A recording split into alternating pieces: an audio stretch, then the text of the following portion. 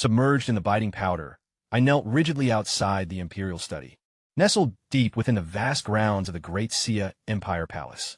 My limbs were completely frozen solid, devoid of any breath or pulse, giving me the eerie appearance of a lifeless corpse. Even so, my spine remained unyielding, stretching upward like a sharp blade slicing the sky. As the 9th Prince of Xia, I am known as Xia Tian, the Emperor's 9th son, just as heavy doors of the study swung open, and the Crown Prince finally stepped out. A pale visage, a hooked nose, and ruthless eyes defined this man entirely. Clutching an imperial decree in his hand, he began reading it aloud. A desolate wasteland known as Huang Province had been assigned to me, forcing my departure by tomorrow morning, with any return to the capital strictly banned.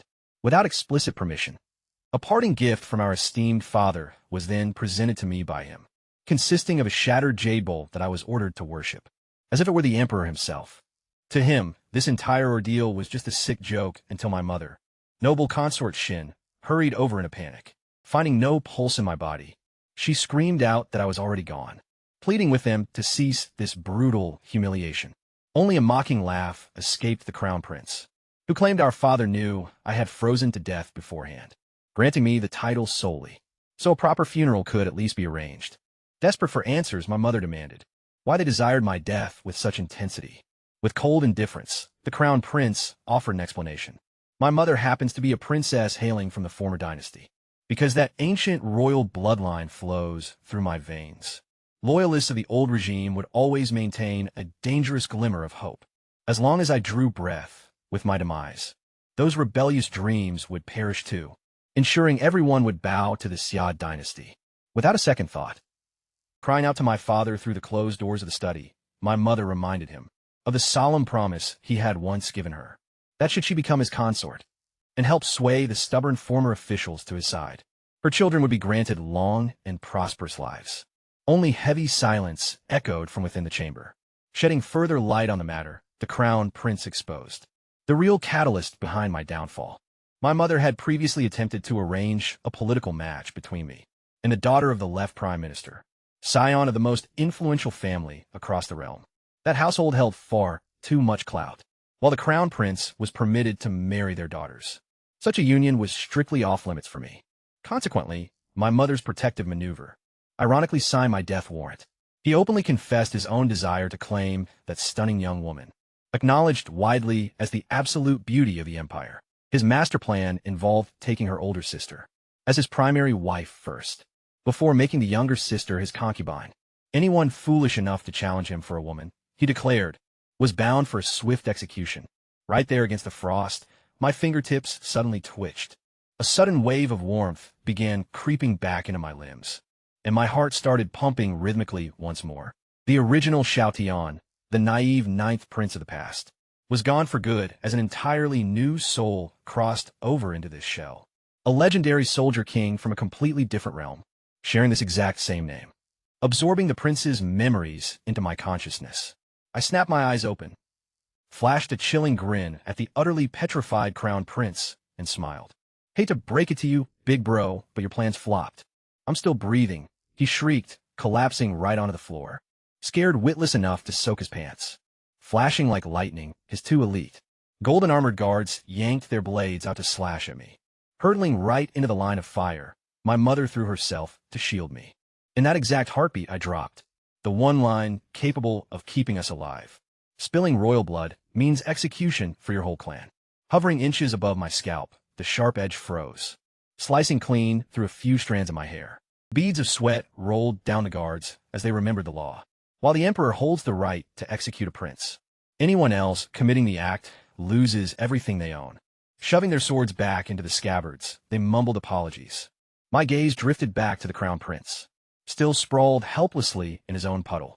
And I couldn't stop myself from mocking, "You totally peed yourself, didn't you?" For 16 long years, the Olmi hid away inside the dusty library, playing the village idiot, yet they still plotted my murder. Keeping up the charade made zero sense anymore. Utterly humiliated, the Crown Prince boiled with absolute rage. Though beneath all that anger, pure terror flickered in his eyes. His sneaky plot to let our father's hands wipe me out had totally crashed, and now I stood here alive holding a title, Running through his head was the exact same burning question I had. What the hell happens next? Inspecting my physique revealed a lean, yet shredded frame. Primed for combat and packed with low-key superhuman strength. Fused seamlessly with my seasoned soldier soul. Major potential unlocked for this brutal age of cold steel. Where warring kingdoms clashed, my mother grabbed my hand tightly, shedding tears of pure relief that I survived. Out of sheer habit, I let a casual mother slip, only for her to correct me with palace etiquette. Call me Royal Mother, as the Emperor summoned everyone inside. Perched high upon his grand throne, my father stared down at me with an unreadable expression. His sudden probe asked if I held any resentment, and I said nope. A dutiful son obeys his father, just like a subject answers to his king. That response seemed to hit all the right notes for him. Before testing me even further, would you willingly take your own life right now? If I gave a command, and I didn't hesitate a second, charging full speed toward a golden pillar to crack my skull open. Just like I calculated, an old official lunged forward and grabbed me in the nick of time. Had I actually died right there in the study, the court historian sitting inches away would officially log that the emperor murdered his own flesh and blood. Avoiding that massive PR disaster was a priority for my old man. Backing down slightly, he locked in the assignment. You are shipping off to Huang province tomorrow morning. Desperate to stall, my mother stepped in, arguing. Tradition granted newly minted kings half a year of preparation to recruit staff and build forces before heading out. Yet my father shot back with a convenient excuse. Hostile armies were massing dangerously close to the border, leaving zero room to delay my departure. Secretly, I took the news as a huge W. Once I break free from this toxic palace compound, pulling off a hit on me won't be so easy. Logistically speaking, however, my father hooked me up with literally nothing, handing over a bit of gold, silver, and fabric. 0 soldiers, 0 officials, and 0 supplies, prompting the historian to jot down a brutal note. I was officially the poorest king in the entire empire. On top of that, my father dropped the news that the crown prince, 1,000 royal guards were assigned to escort me out, though I wouldn't have trusted those guys as far as I could punt them. Suddenly, my mother decided to play her ultimate hand. She quickly reminded my father about a past promise he had made, granting his official approval for my marriage to Sima Lan, who was famously known as the most gorgeous woman across the empire. Shockingly enough, he gave his consent right on the spot, and even commanded her to travel alongside me, so that our wedding could happen immediately upon arrival. That abrupt display of generosity instantly set off red flags in my mind. My old man never does anything purely out of the goodness of his heart. Whatever scheme he was plotting, I knew I had to decode it ASAP. Stepping outside the gloomy study, my mother pulled me into a tight hug and whispered a classified secret. An underground network known as the Hidden Dragon Society exists out there, comprising fiercely loyal survivors from the fallen dynasty. She whispered that they could help me pull through. Just stay alive and give her 3 years. I swore a solemn oath that I would return for her. Standing in my modest courtyard, I gathered my servants and put out a question. Who would be brave enough to follow me into the desolate wasteland? Only one person raised his hand, Xiao Bai, a young eunuch who happened to be my exact age, and whose life I had rescued from a brutal beating 3 years prior. Every single other person grabbed their severance cash and walked away, casting pitiful glances at Xiao Bai, as if he were already a goner. Under the cover of night, a rowdy gang of royal cousins swarmed my front gates, loudly demanding a fight to the death. They had all been harboring massive crushes on Sima Lan, and the mere thought that a useless prince managed to bag her pushed them completely over the edge with pure jealousy. I completely ghosted them since they weren't the real threat here. The actual danger stemmed directly from the powerful Sima family itself. The pieces of my father's twisted puzzle finally clicked in my head. By forcing this marriage through, he had cleverly turned the most influential clan in the empire against me. The Sima family fully realized that getting tied down to me, an outcast prince carrying forbidden blood, would practically paint a giant bullseye on their backs. Their only logical escape route was to take me out, long before I could ever set foot in my territory. My father wouldn't even have to lift a finger or bloody his own hands again. As the morning sun broke, Xiao Bai and I loaded up 2 carts with our own bare hands and rolled right out of the palace gates. Every single guard and servant we passed hurled cheap insults our way. Xiao Bai looked ready to throw hands and fight them off, but I held him back, telling him we would let our future strength do the talking. I sent him off to gather medical supplies and provisions, while I made my way toward the west gate. to rendezvous with my assigned 1,000 soldiers. Reaching the meeting point early, I noticed someone was already waiting there. A gorgeous carriage lavishly adorned with blooming roses, bearing the unmistakable crest of the Sima family. Reigning over it was a breathtaking young noblewoman, possessing brilliant eyes that sparkled like stars, and an ethereal grace that made my chest tighten instantly. Standing before me was none other than Sima Lan, the supreme beauty of the empire. And in person, she looked even more unreal than the rumor suggested.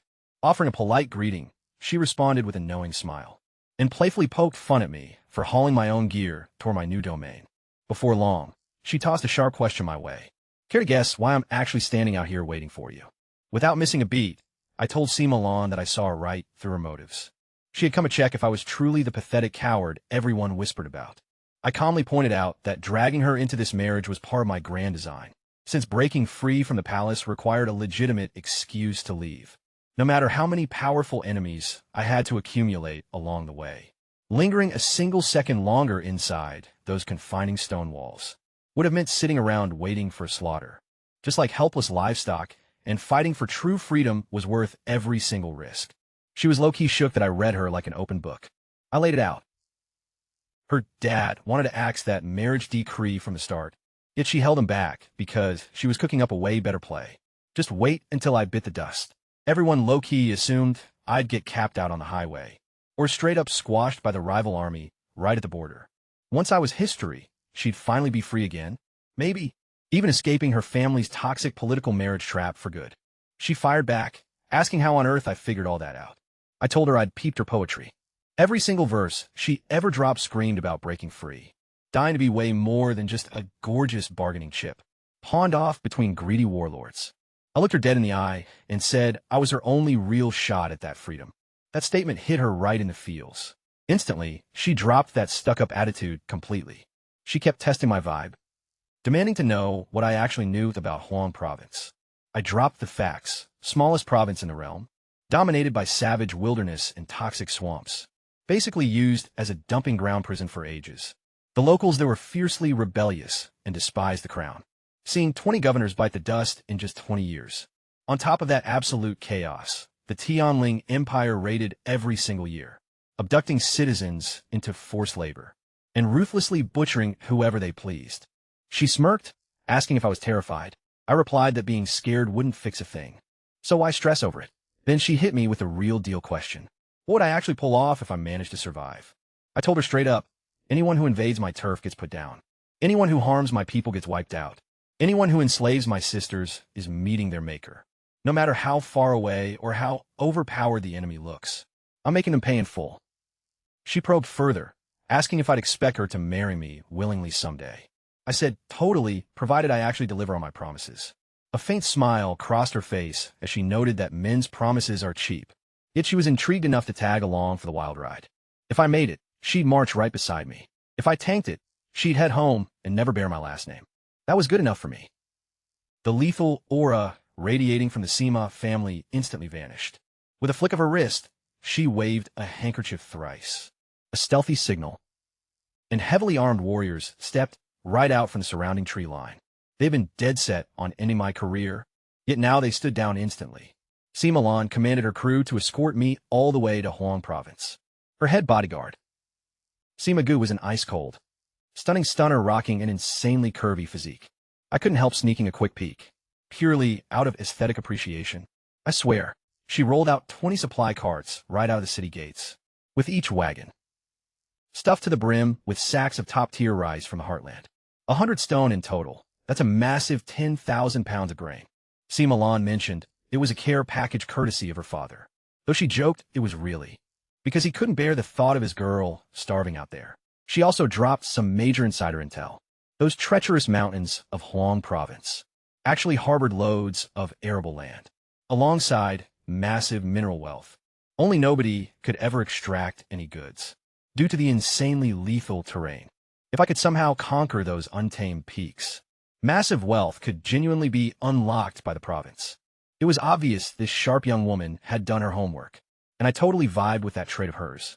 She laid it out straight for me that assisting my cause meant helping herself. That was her proposition right there. Straightforward, grounded, and brilliant. Then the heavy city gate echoed with a messy, dragging stomp. Out marched my 1,000 troops, assigned directly from the Crown Prince as elite soldiers.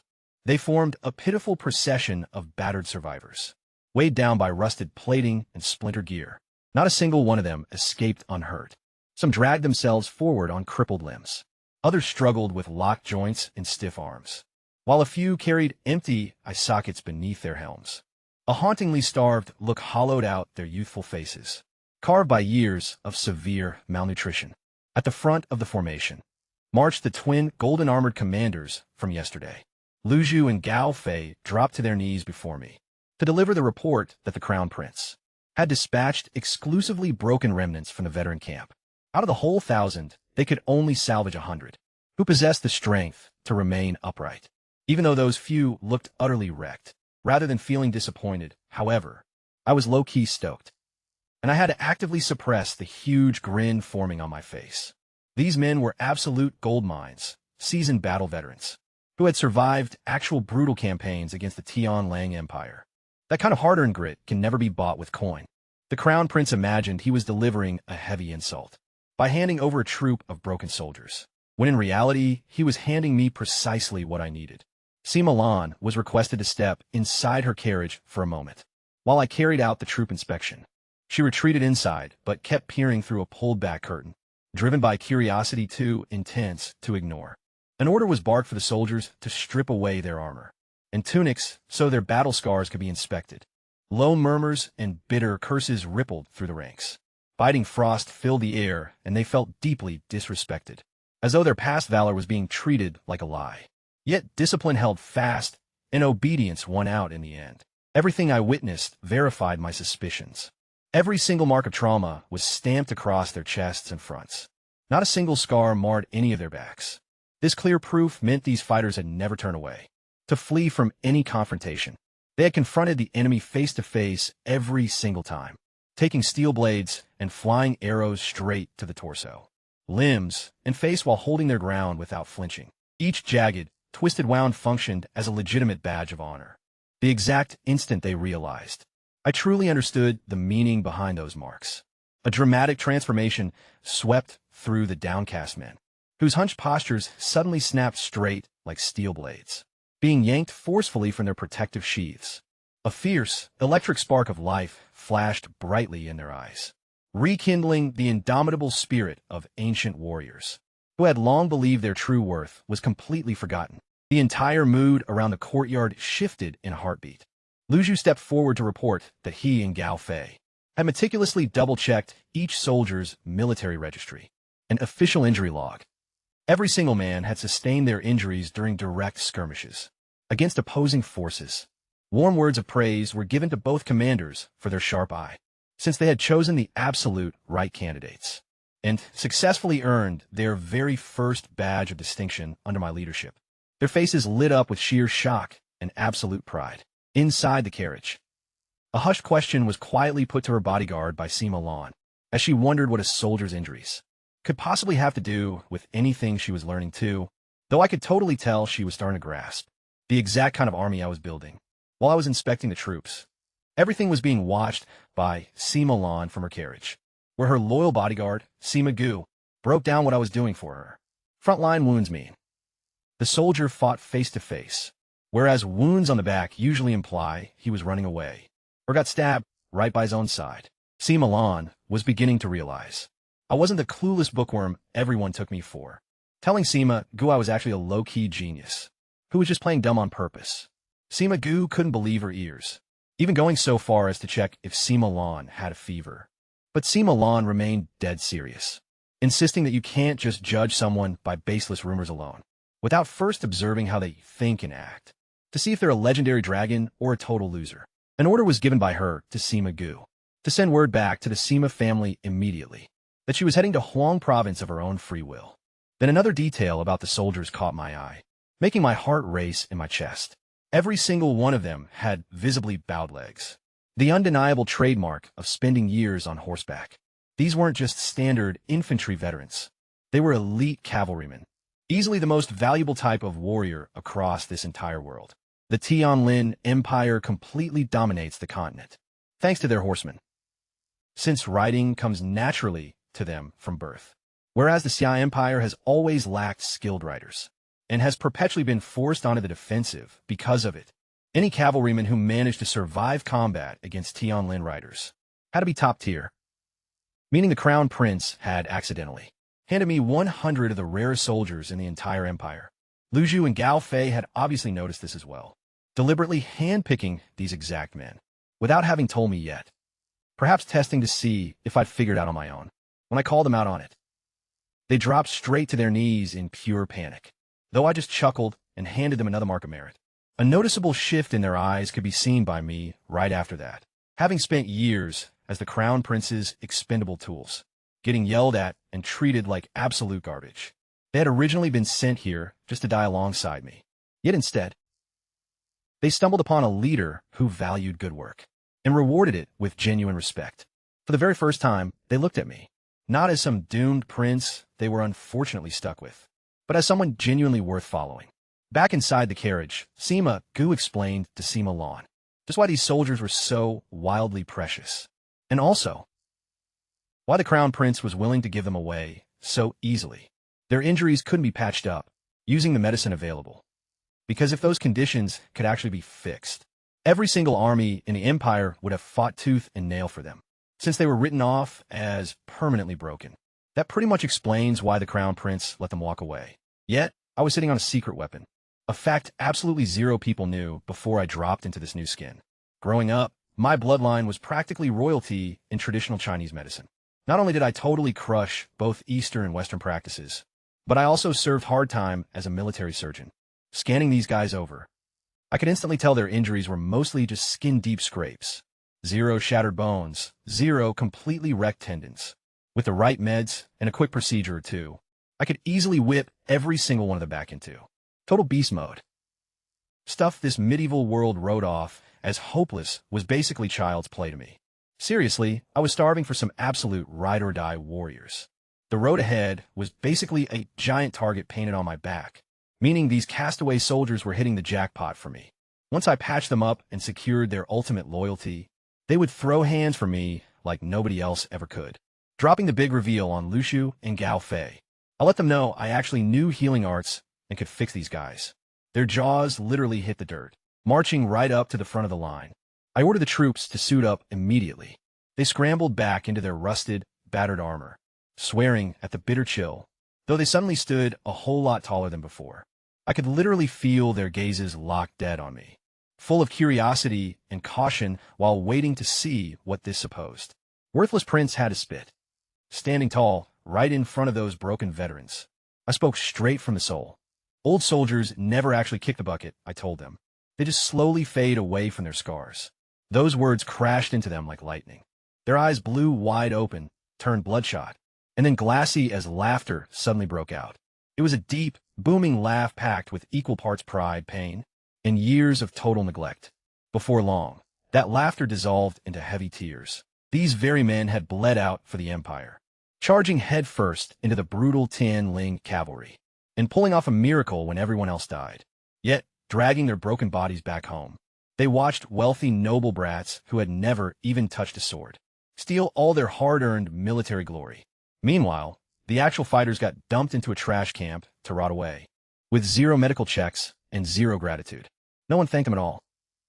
Their once blazing patriotism slowly turned ice cold, giving way to bitter resentment, and the crushing certainty that their motherland had tossed them aside like actual trash. And right here and now, a literal imperial prince, blood of the emperor himself, was standing up to say I actually saw their worth. That completely flipped the script. Dropping to their knees in absolute unison, they swore to lay down their lives for me right then and there, telling them to get up because the ground was freezing. I kept rolling. Pressing forward, I asked why they had signed up for the army in the first place. Was it really just for that pathetic soldier's pay? Silence answered back, though I could literally see old memories flooding their minds, reminding them of what they already knew deep down in their bones. I pointed out that they originally picked up steel because they genuinely wanted to protect their home turf, their families, and their own people from those savage Tianlang raiders who had spent 2 solid decades torching villages and dragging innocent citizens away into chains. They fought not because it was an easy gig or brought any real rewards. simply because someone had to step up, and though they were just everyday grunts, chipping in with what seemed like a minor piece of the war. They were the ones who proved to the adversary that shaman would ride straight into combat and face doom, without blinking, as I confessed they'd been shortchanged, having bled for their nation, and received zero justice in return.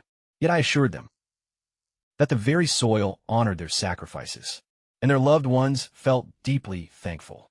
Even if the royal court remained cold, what they accomplished stood as the ultimate honor a person could grab. The moment those words' highest glory left my lips, something snapped deep inside their chests. All that buried resentment, all that bitterness, and years of feeling like total nobodies, evaporated right then, and down to their knees they dropped once more.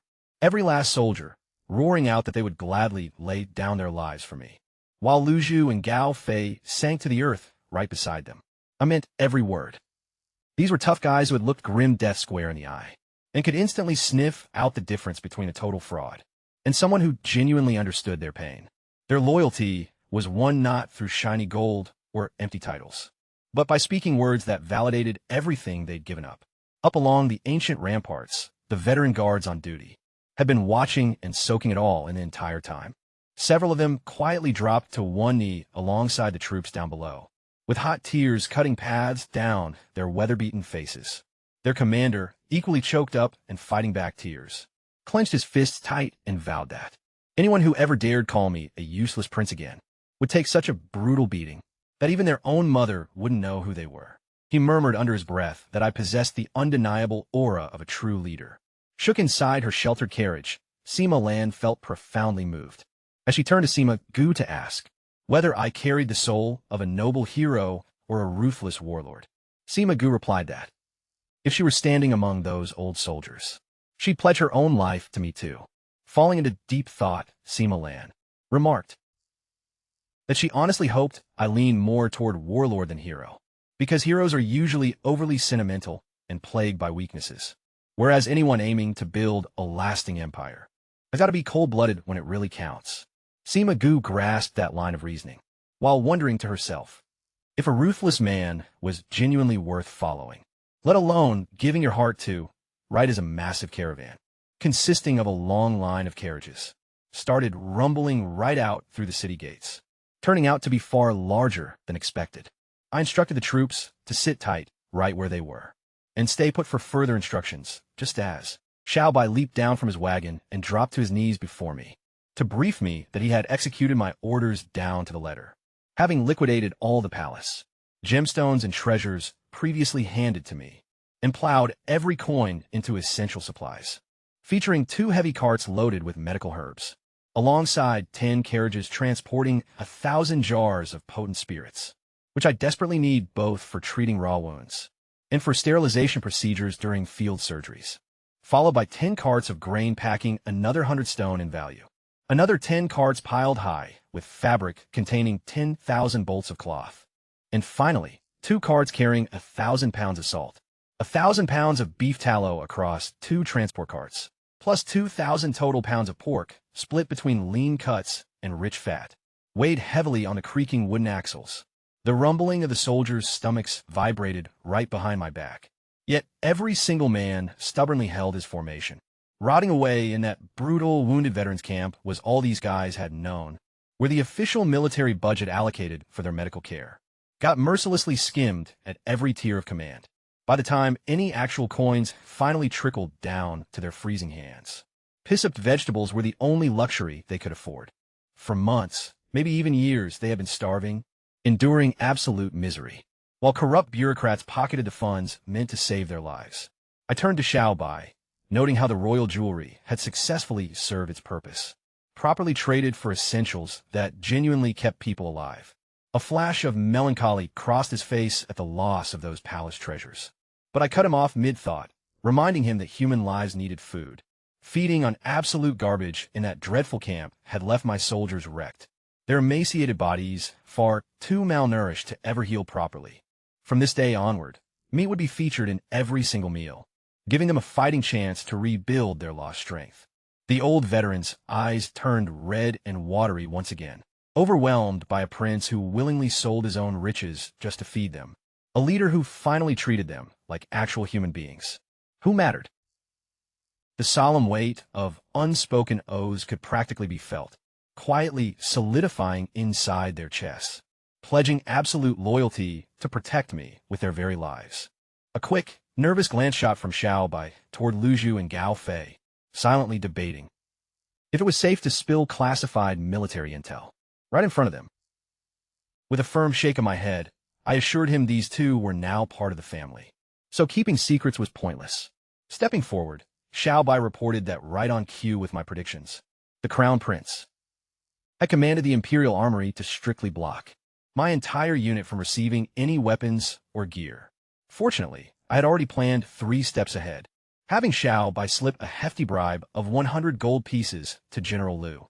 In exchange for the payoff, we smoothly smuggled out 1,000 sets of heavy padded cotton winter uniforms, 500 sets of premium iron armor, 500 top-tier iron sabers, 500 sharp iron spears, 100 devastating 5-stone crossbows accompanied by 6,000 arrows, and 100 sturdy shields. All the logistics paperwork had been forged flawlessly, with every piece of contraband cleverly buried beneath ordinary supply crates. 10 heavily laden wagons packed with military contraband proved more than enough to fully kit out every single man. From head to toe, Lu Zhu and Gao Fei looked completely shell-shocked with joy. We now possessed medicine, rations, winter gear, and weapons, leaving nothing to be desired. A profound shift flickered across their expressions, signaling that they were finally starting to buy into the idea that this might not be a suicide mission after all. Glancing up at the darkening sky, I realized it was almost time to roll out. Gathering the troops for one last formal address, I laid out an honest, unfiltered choice before them. My assigned territory was a lawless, brutal wasteland, right along the border of a hostile empire, meaning the mortality rate would be astronomically high. Whoever chose to follow me would instantly become my flesh and blood. From that moment on, and I swore on my life they would never start again, as long as I had a scrap of food left. Conversely, anyone who preferred to stay behind in the comfort of the capital was free to pocket 10 silver coins and head home to recover in peace, with zero guilt or penalties hanging over them. Not a single soul stepped forward to abandon ship. Dropping to their knees together, they urged me to drop the subject. Lacking any blood relatives, they were all total orphans, left with no wives or children to tie them down. There was nothing anchoring them to the capital. Any place I chose to head would become their new home. The very earth seemed to tremble beneath us, as their voices unified in a roaring shout. Wherever you stand is our home base. That moment hit me way harder than I ever expected. Having crossed into this realm completely on my own, I was just as much an orphan as any of those guys. Giving direct orders to Xiao Bai, Lu Shu, and Gao Fei, I told them to lead the vanguard convoy toward Peach Blossom Valley, situated some 20 miles down the road, and hook the soldiers up with warm winter uniforms, brand new armor, and upgraded weaponry.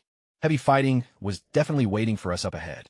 Under the supervision of Sima Lan's personal guards, everyone loaded onto the carts before the column finally rolled out. Trotting right up beside me, Sima Lan admitted that she was starting to actually believe I might somehow survive this crazy journey. I smirked, promising I'd try my best not to turn her into a young widow.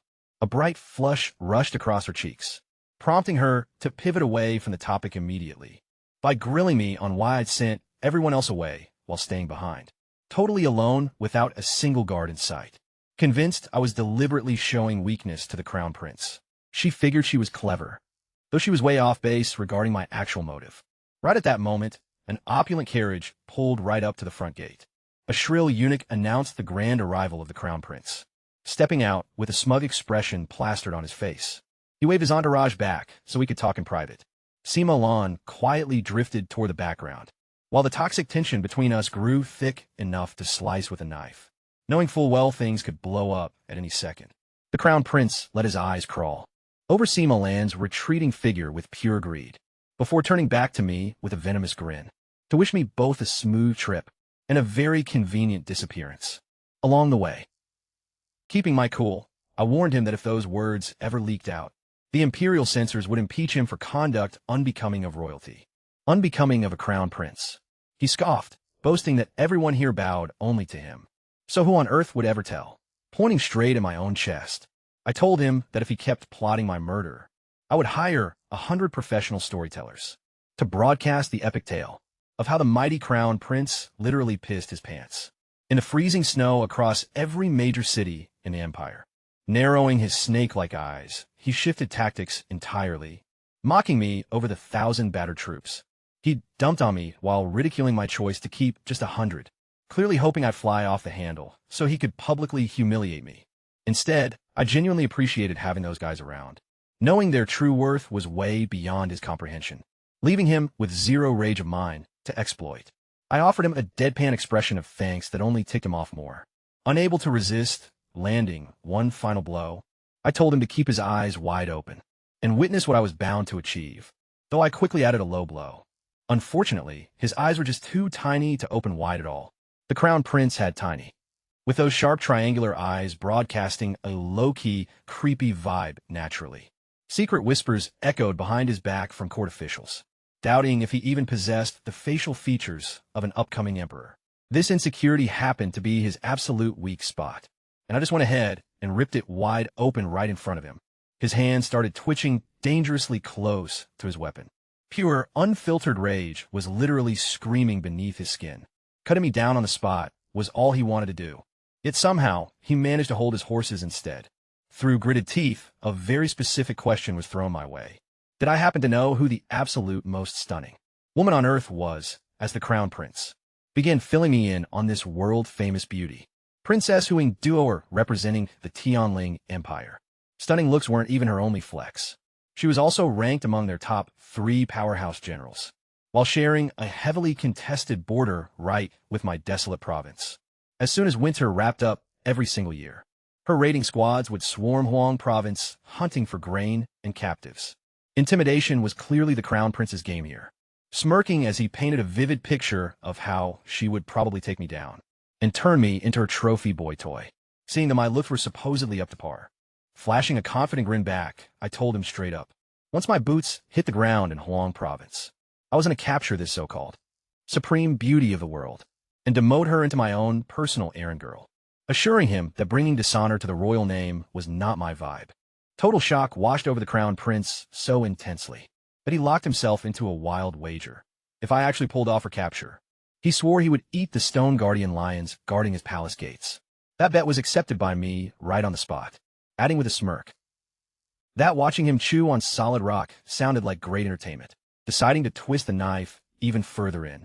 Fake concern dripped from my voice as I inquired whether he had picked up any nasty sickness ever since he peed his pants in the snow. Back then, his complexion turned jet black before he even had a chance to bounce back. And that was when I dropped the absolute finishing blow, pointing out the fact that, despite having a primary wife and 2 concubines in his corner, he still had 0 offspring to show for it after all these years, while dropping hints that maybe something was fundamentally broken inside his physique. This happened to be his most sensitive nerve, sitting at 30 years old, completely incapable of securing an heir. While the entire royal court gossiped behind closed doors, the crown prince looked ready to literally blow a gasket. Throbbing veins were visibly popping out all along his neck. His nostrils flared wide with fury, his fingers spasming violently toward the hilt of his blade. Stabbing me 81 times and then repeating it all over again was his main desire. Yet he somehow kept his cool from completely shattering, scrambling awkwardly into his waiting carriage, before spitting out a freezing cold goodbye as if he was done dealing with me. As his luxury ride rolled away from the scene, my voice rang out cheerfully into the chilly air, reminding him to send my absolute best to his trio of wives, while wishing him a ton of luck on finally stepping into fatherhood soon, with a whole bunch of kids running around eventually, omitted by logic. Deep within the shadowy tunnel of the massive city gates, a violent coughing fit forced the crown prince to spit up actual blood, prompting him to immediately summon a mysterious operative known as Xiao Mei Run, a shadowy and stealthy figure carrying an eerie grace, who materialized right outside his window like a phantom out of nowhere, screaming top-dollar orders at her to eliminate me on the spot, and throwing away whatever meticulous assassination blueprint they had previously plotted because patience had officially run out. Securing my permanent elimination ASAP was his ultimate goal. A wave of hesitation hit the woman. Pivot moves on short notice carried serious risks. Yet compliance was her final choice. Once the carriage rolled past the heavy gate, she completely vanished in a thin air, acting like she was never even there. That played right into my master plan. With calculated precision, every single nerve of the crown prince was deliberately targeted by me. His deeply humiliating snowy mishap, his tiny eyes, alongside his inability to father children. Pure strategy drove these moves, leaving zero room for personal amusement. Assassins had already been deployed by him, along the path leading straight to Huang province. Should a furious meltdown force him to rush his tactical execution, his hitmen were bound to slip up. Blind rage always turns an adversary into a sloppy mess, making survival against clumsy foes a much easier game. Meanwhile, left Prime Minister Sima Jin had been eavesdropping on our entire exchange. From inside a carriage parked stealthily within the gateway tunnel, an appearance was made by him to bid his daughter farewell. Overcome by curiosity, he inquired why such reckless provocation was directed at the crown prince. Addressing him as uncle, a request for the title of son-in-law was thrown out by me. A furious blush and a glaring look were shot my way by Sima Lan, while her father stood momentarily dumbfounded. Regaining his composure, he stated, that title would only be granted once I actually managed to stay alive long enough to set foot in Huang province. My underlying logic was carefully laid out, showing how pushing the crown prince to discard his carefully laid plans would grant me a tactical edge on the road. Strokes of his beard accompanied a gaze, filled with newfound respect from Sima Jin, a deep comprehension of grand military strategy, far beyond mere troop movements, was recognized in me. Consequently, a personal wager was proposed by him, provided I could repel the Tianling army following the spring thaw, and firmly anchor my position in Huang province. Unwavering backing from the entire Sima household would be handed to me, an offer accepted with deep gratitude. One final inquiry was then put forward by him, concerning the true depth of my ambitions. Standing tall with posture rigid and hands locked behind my back, gaze fixed on the heavens, ancient vows were voiced by me, to establish the heart of heaven and earth, to secure the destiny of the people, to carry forward the lost wisdom of ancient sages, and to pave the way for 10,000 generations of peace. Such words were completely unheard of in this realm, having been imported straight from the civilization left behind by me. 5 millennia of accumulated wisdom condensed into 4 powerful lines across this land, which shared primordial roots with my original universe, yet diverged entirely following the fall of the Qing dynasty. No scholar had ever articulated a vision of such magnitude. Both Sima Jin and Sima Lan were struck as if hit by lightning bolts.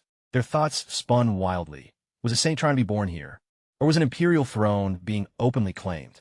A blazing spark of absolute thrill lit up Sima Jin's eyes. Strict orders were given to his daughter to assist me with everything at her disposal, along with instructions that if assistance ever ran short, word must be sent back home instantly. Shifting his focus toward me once more, his daughter's safety was entrusted to my hands as he strode away. Mid-departure, muttering sounds of my 4 vows could be heard coming from him, while a bewildered shake of his head accompanied his steps. Everyone in the realm low-key misjudged the 9th prince, as people were saying. He vowed that from his capital throne, he would sit back and watch me cook up pure chaos in the wasteland. Shady moves were going down behind my back right after I dipped. Things I was totally clueless about. Riding back toward the imperial city, Sima Jin broke down to his personal bodyguard why my life was spared. Taking out a royal prince always blows up in the assassin's face. The emperor would forever hold that murder over the Sima clan's heads, using it like a leash to control them. Yet letting Sima Lan roll out with me served a totally different vibe.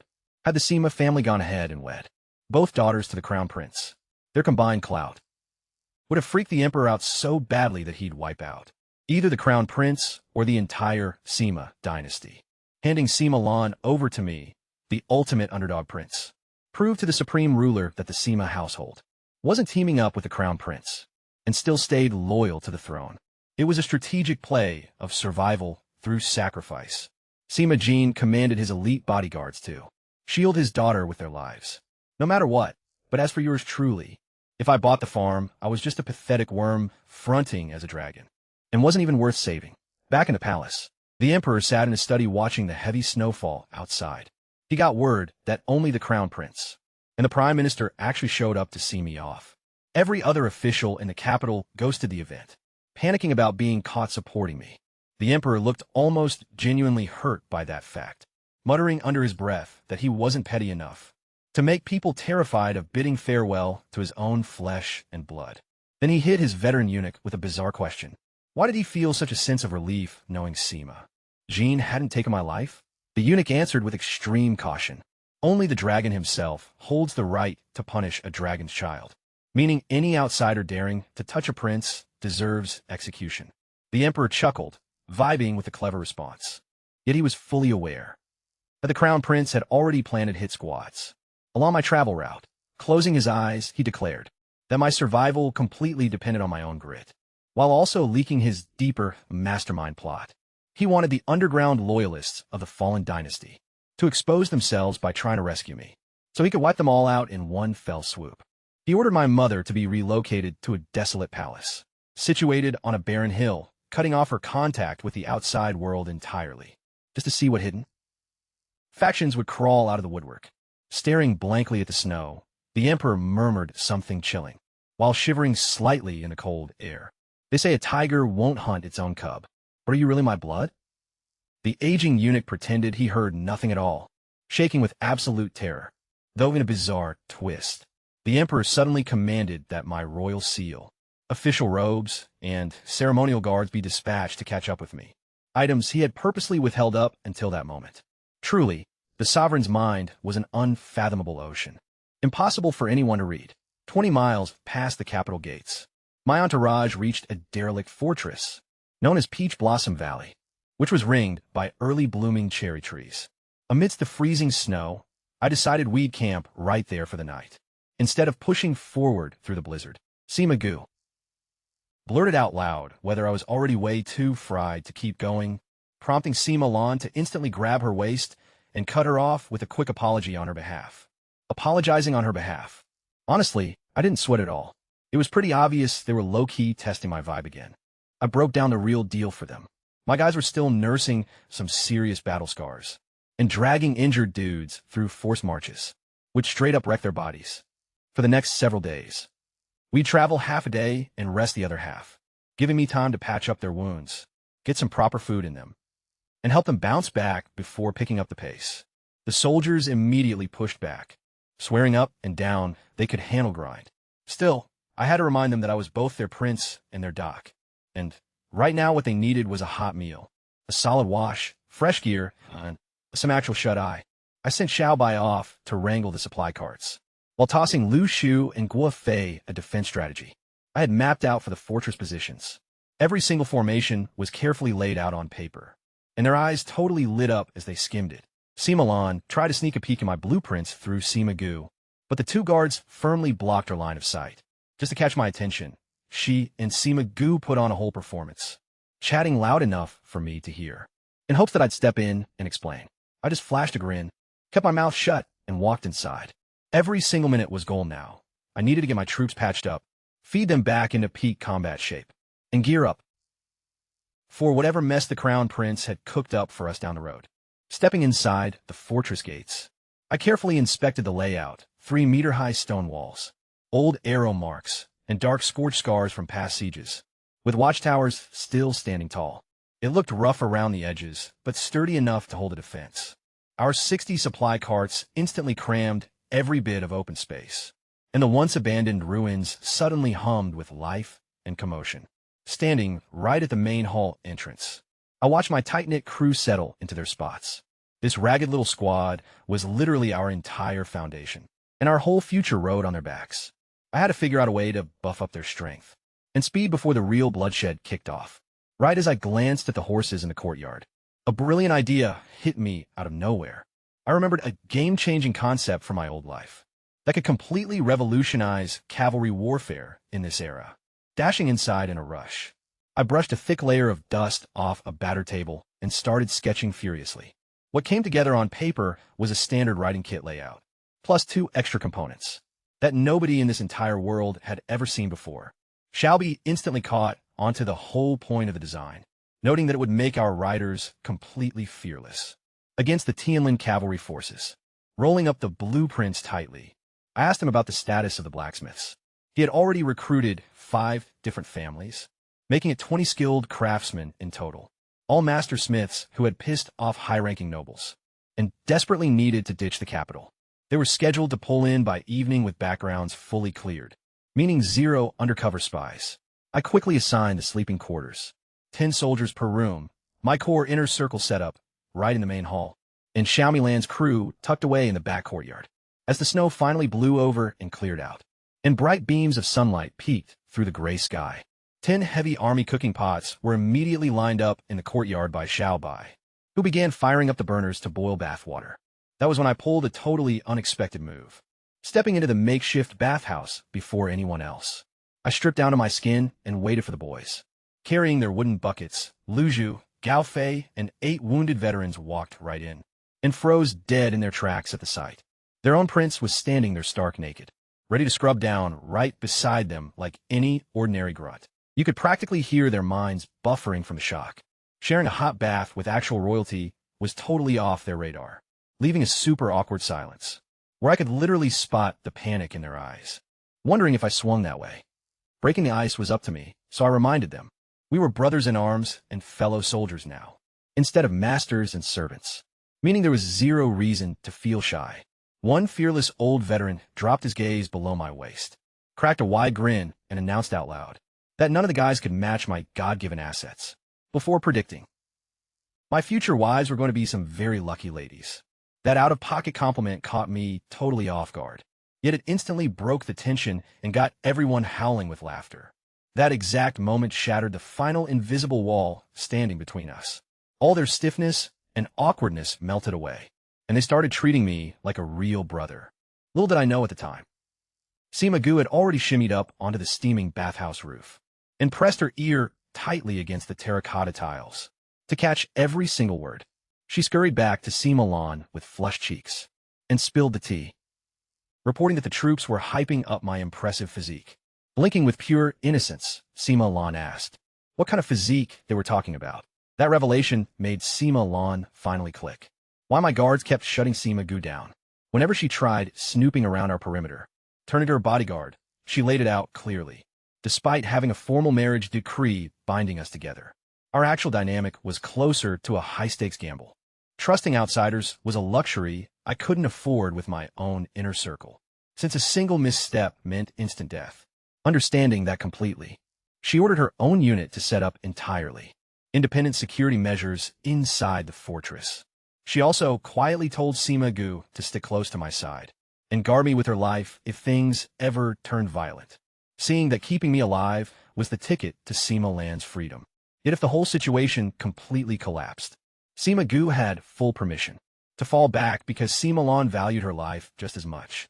Unbeknownst to me, just yet, serious danger was already lurking just down the road.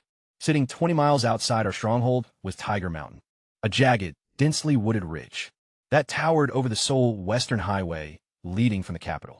A notorious bandit clan known as the Tiger Fortress had been holding down that territory for 3 whole years, made up of ruthless fugitives and murderers from the capital, who preyed on every single traveler unlucky enough to cross their path, and left 0 survivors behind, which is why the authorities could never track them down. However, those outlaws were about to get a massive reality check as a pack of black-clad assassins, stepping forward with an innocent expression, a youthful face paired with a blade dripping fresh blood. The entire gang was wiped out in mere minutes. Rather than seeking any form of justice, these assassins were clearing out the mountain to stage an ambush, targeting me specifically. This girl held the title of the Second Holy Messenger, operating under the direct command of Senior Superior, known as the First Holy Messenger. A scout rushed in with news that I had pulled over at Peach Blossom Fortress, instead of pressing further down the trail. The original plot was to assassinate me right at the mountain pass. Yet the Crown Prince grew far too impatient, demanding my head on a platter right away. Fresh directives came down hard. If I failed to abandon the stronghold by nightfall, the hit squad would storm the place, slaughtering every single soul inside without leaving a single survivor. Taking on the mission without a second thought, the baby-faced killer swore an oath that my severed head would be delivered to her boss by dawn. Meanwhile, I was chilling inside that fortress right at that moment, taking a bath with my troops, swapping jokes, and building solid trust. totally oblivious to the elite assassination squad, gearing up to drop on us. Before the sun came up, down in the bathhouse, I shared my royal soap, a rare medicinal herb named Juling, typically reserved exclusively for the imperial family, with the soldiers. Hesitating at first, they were reluctant to touch it, arguing that rough guys like them didn't deserve such high-tier luxury. I told them straight up. We chose to weather hardships and face death together, so ducking out on the good stuff would make people think I was the kind of shady leader who only demands loyalty when things get rough, while pocketing all the perks for himself. That completely shut down their arguments. I also broke down the practical reason behind this bath. Scrubbing their wounds thoroughly with this specialized soap would prevent nasty infections and stop the tissue rot that historically claimed more lives than actual blades. Even if the word infection was foreign to them, they put their full faith in me. Trailing behind came Xiao by carrying jars of potent liquor, dabbing alcohol onto every freshly washed wound to thoroughly sterilize them before I stepped in for proper treatment. Once lunch was over, Lu Shu and Gao Fei stepped outside dressed in brand-new uniforms, engaging in a private chat that stayed out of my earshot, though I could easily guess the vibe. They agreed I was nothing like any prince they had ever served under, feeling more like a wise mentor who naturally inspires people to follow his lead. Gao Fei noted that while most nobles can handle shared suffering, they never share success, especially royalty. Yet he genuinely believed I was built different. Clasping hands firmly, they struck a pact to back me up with everything they had and risk it all on a shared future. Stepping up to cook for everyone personally, I set up large army pots right in the courtyard, boiled noodles, sprinkled coarse salt generously, and ladled 3 heavy scoops of piping hot beef tallow over top so the broth exploded with rich flavor. Slicing up thick slabs of half-fat roasted meat, I arranged them neatly across the bowls. Oil-splashed noodles, a classic comfort dish from my old realm that nobody in this world had ever laid eyes on, were ready, and I handed the very first bowl directly to Old Ghost. That rowdy veteran, who had been cracking crude jokes in the bathhouse, snatched it away without a single word of thanks, which low-key made my day. It clearly showed he wasn't viewing me as some stuck-up aristocrat anymore, instead seeing me as one of his own squad. Barely after one bite, his eyes popped wide open, prompting him to yell out to the crew that my noodles tasted totally epic. Instantly, the soldiers fell into a neat line, each stepping up to grab a bowl directly from my hands with zero formality, before squatting down wherever they could grab a square inch of space to gorge themselves like starving wolves. Clutching my own bowl, I squatted right next to Old Ghost and totally matched their energy, slurping and chewing shoulder to shoulder right alongside them. Old Ghost finished his portion and crashed flat on his back into the snow, just staring blankly up at the drifting clouds. He muttered that he literally couldn't recall his last proper meal, surrounded by fresh new garments, steaming food, and actual meat. It honestly felt like absolute heaven. Then he smirked, admitting that with a fully loaded stomach, his brain had already drifted off to craving female company, before asking if that made him a total lost cause. Bursts of laughter echoed all around us, so I assured him that craving human connection is just the most basic human instinct ever, before dropping a major promise. Provided we made it through alive and put down deep roots in Huang province, we would build this place into a sanctuary where every single person could eat their fill, stay cozy in warm clothes, and settle down with wives. A genuine home, which made Old Ghost's eyes suddenly spark like wildfire, as he declared. That was precisely the dream worth risking everything for. Springing right back up to his feet, he snapped into a serious mode and dropped the question that had been weighing heavily on everyone's minds. Just how are we supposed to survive tonight's upcoming showdown? Old Ghost challenged whether my unorthodox defensive strategy would actually pull through, though Lu Shu quickly shut down his doubts, arguing that if the prince engineered it, it was bound to work, prompting chuckles from the soldiers, even though I could totally sense their underlying skepticism, seeing that none of them had ever witnessed tactics quite like mine. Meanwhile, back in the inner courtyard, Sima Land's squad was absolute toast, failing miserably at something I never saw coming: cooking. Sima Gu, their lethal assassin bodyguard extraordinaire, had volunteered to take charge as master chef, and was totally bombing in spectacular fashion. She charred the beef completely black, accidentally caught the cooking oil on blazing fire, and then made things infinitely worse by dumping water directly onto the grease flames. forcing Sima to furiously slam a lid onto the pot, just to smother the raging inferno. Even their rice got incinerated into a disgusting, smoky mess, while thick, billowing smoke completely choked the entire courtyard. These individuals were elite killers, who had been drilled since childhood to ruthlessly take lives. Yet not a single one of them had ever learned how to whip up a meal. Getting a strong whiff of this kitchen disaster from outside, I promptly dispatched Xiao by overcarrying bowls of my special oil. Splash noodles for everyone. Crafting a polite excuse because I was genuinely worried. They weren't accustomed to roughing it out cooking outdoors. Shimalin instantly saw right through the polite cover-up. She confided in Xiao by that. A bowl of noodles handcrafted by a prince was low-key the most precious meal on earth, and she totally caught on to what I was up to. Feeding people builds a connection that's hard to break, given that my soldiers would die for me, partly because I cooked for them with my own 2 hands. And now, her bodyguards were bound to protect me way more fiercely, too, calling it an absolute masterpiece of a bowl. Then, she ditched all her noble lady manners and completely crushed it, because it genuinely hit the spot. While she was starving, Sima Goose squatted by the door, slurping noodles, and warned Sima Lan not to fall for a guy, just because he could cook, seeing as she'd probably end up a widow. Sima Lan flicked her right on the forehead and scolded her for eating someone's food while trashing their lifespan. Once the meal ended, I set up a makeshift clinic in the main hall, dividing the space with a silk curtain for privacy. Old Ghost stepped in first. I inspected the nasty, long sword gash across his chest, all red, swollen, and half-rotting with pus. I'd already checked out his injuries twice before, during the initial look over, and once more during our bath. I explained that the reason his wound kept acting up was because poison was trapped deep inside. The Tianling warriors coated their weapons with a toxic cocktail of rotting animal fluids, dung, snake venom, rust water, and nasty plant extracts. These substances triggered a slow-burning infection that wouldn't kill you right away, yet would torment a soldier for the rest of his days, until the agony finally broke him down. Countless veterans had survived the battlefield, only to waste away slowly from these untreated wounds. Heating a long silver needle over a flickering candle, I laid out my game plan for Old Ghost. I'd lance the infection, drain the pus and venom, and then slap on a healing salve I'd mix myself. His injury would bounce right back. He stared at me with desperate hope in his eyes, asking if I could actually pull it off. I told Old Ghost I could fix him up, and I meant every word.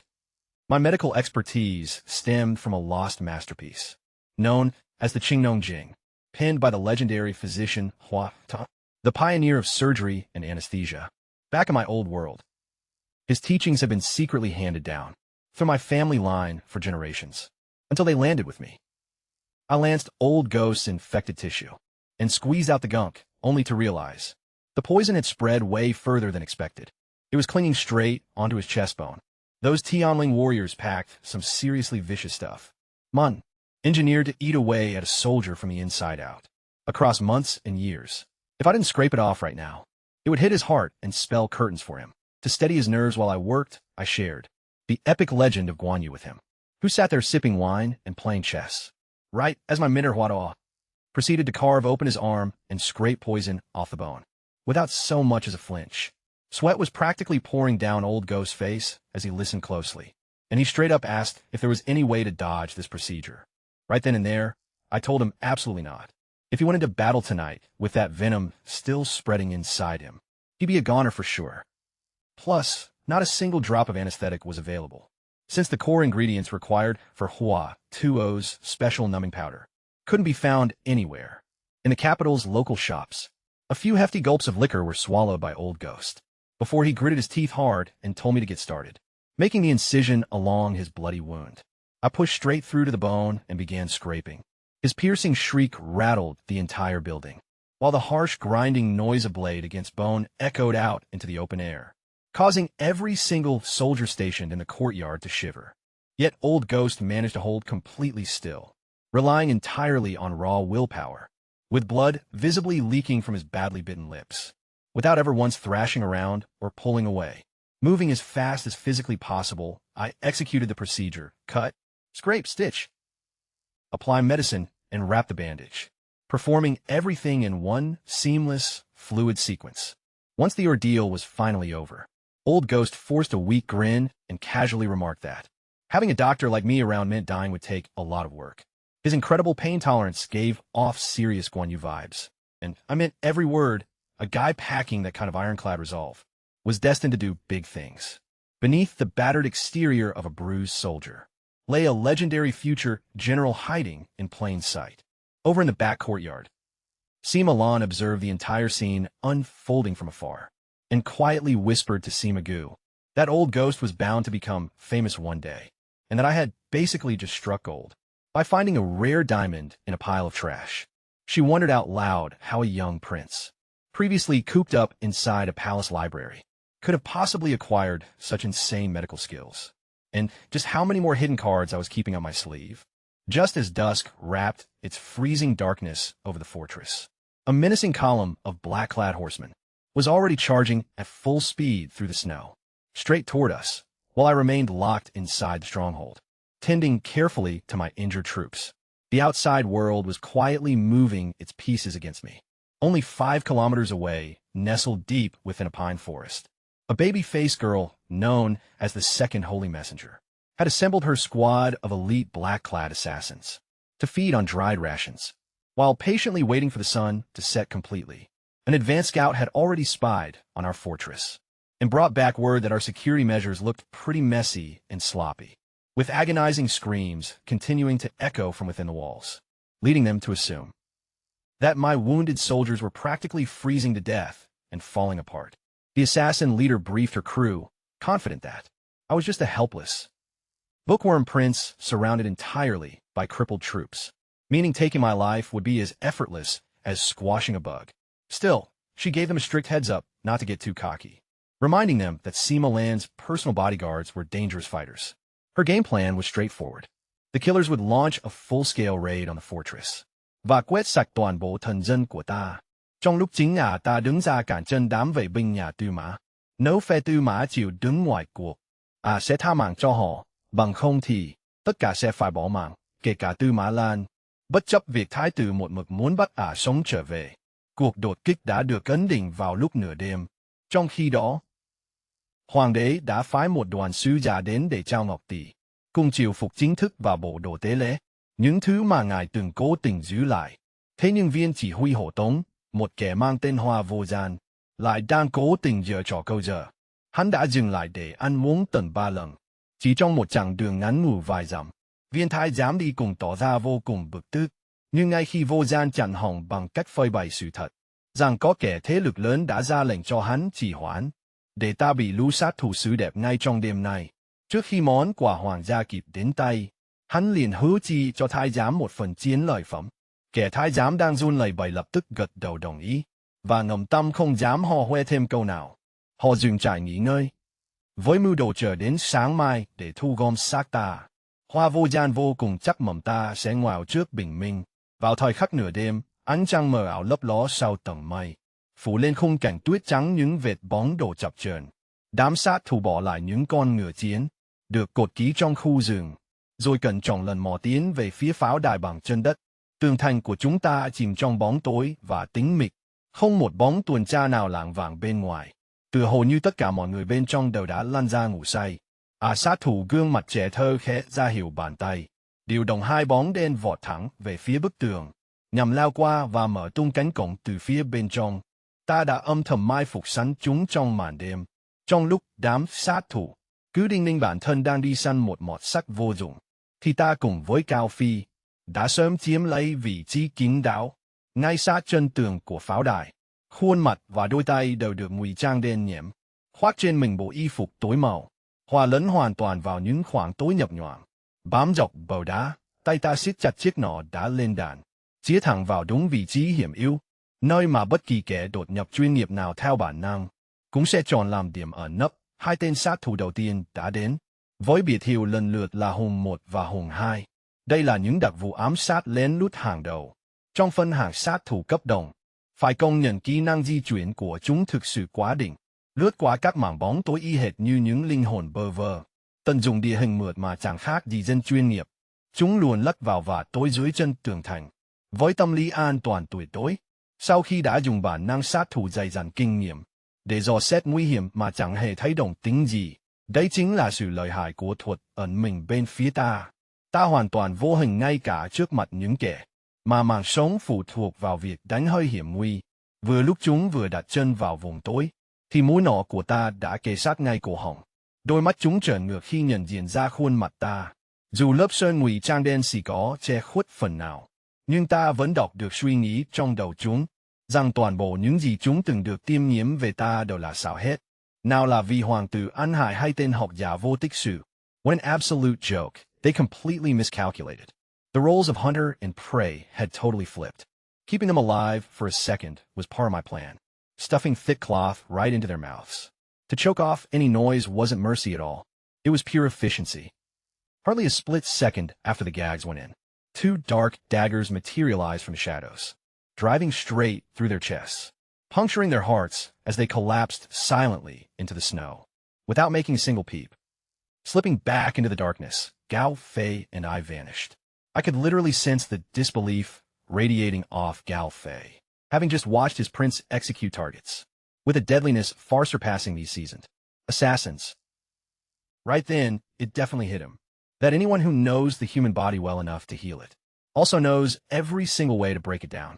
Waiting barely 15 minutes, the baby-faced commander dispatched a fresh pair of killers, Camel and Cobra, who were leagues ahead of the first batch.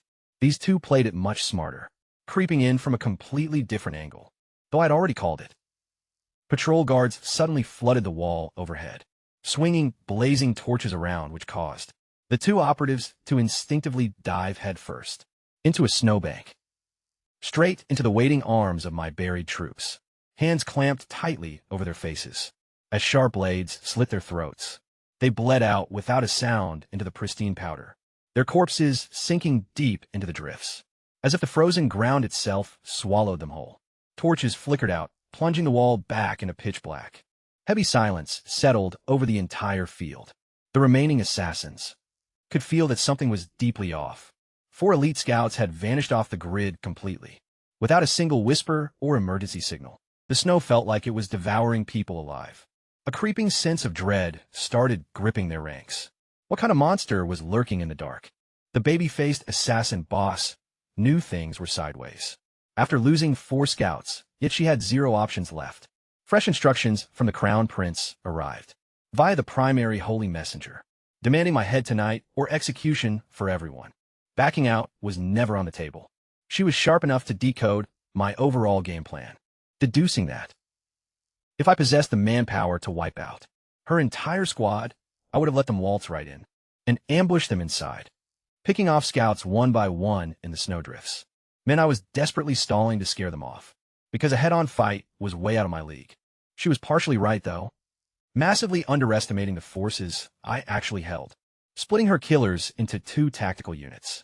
She ordered them to charge the fortification walls and the snowy perimeters, where their comrades had mysteriously vanished.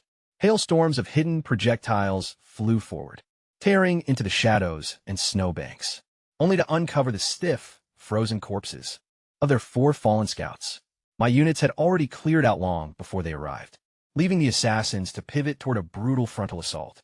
Grappling hooks were hurled over the battlements, while they scrambled up just like monkeys. Based on intelligence reports, rusted junk was all my soldiers had, pitiful weapons that would snap instantly upon impact. A frontal assault, facing crippled men clutching shattered blades, should have been a walk in the park, but they severely miscalculated the arsenal. The very second the climb commenced, Lushu gave the command. My troops burst out from snow-dusted hiding spots, lurking just beyond the wall's edge, each person clutching a loaded crossbow pointed straight downward. Desperate warnings echoed among the assassins. It was way too late as the first volley tore right through them. Most of that initial wave was successfully dodged or deflected.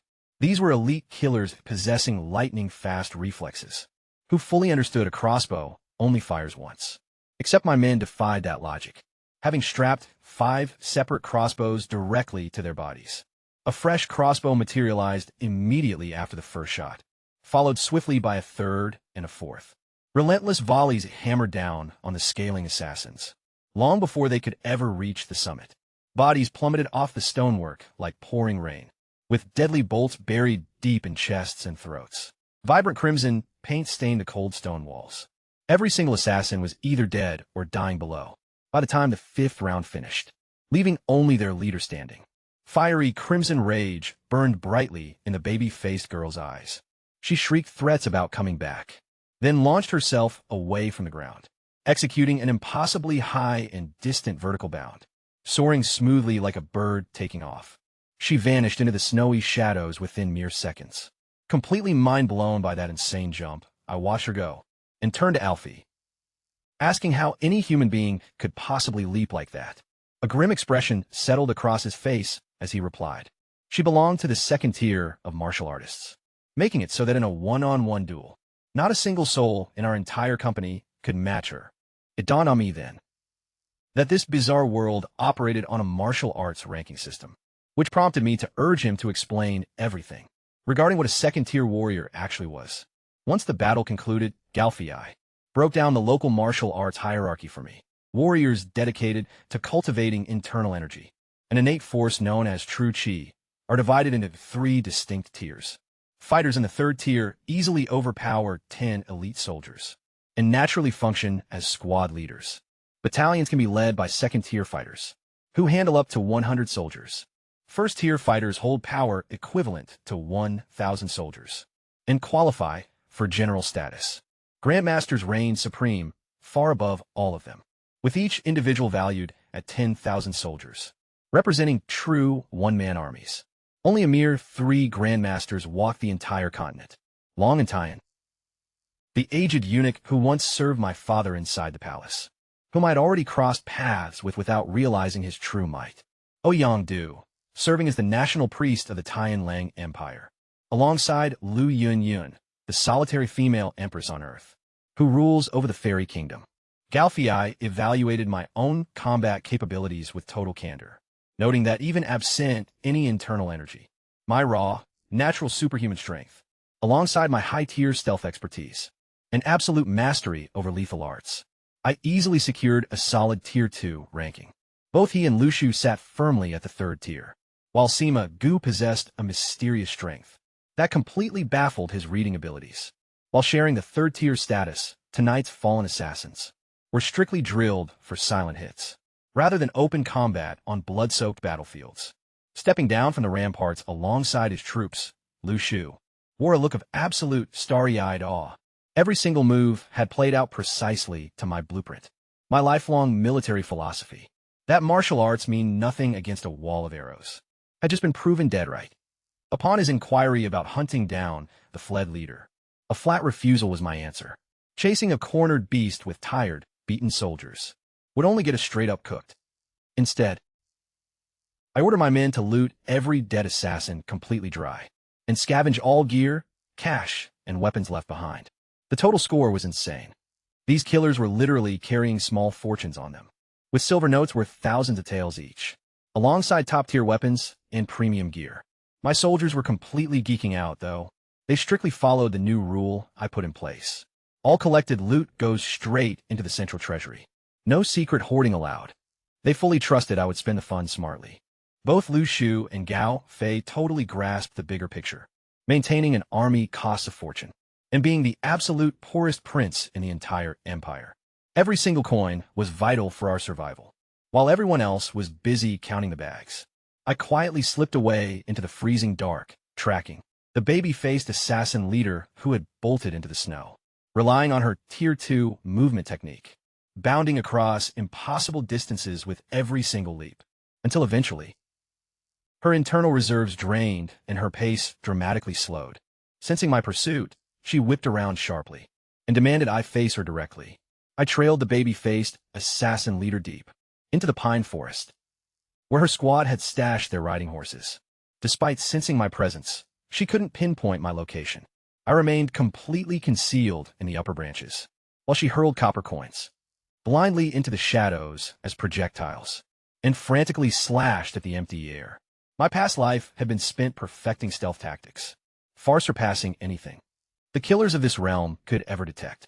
Even the war horses sensed my aura first, causing them to start bucking in panic, just as she drew her hidden, flexible sword from her waist to stab upward.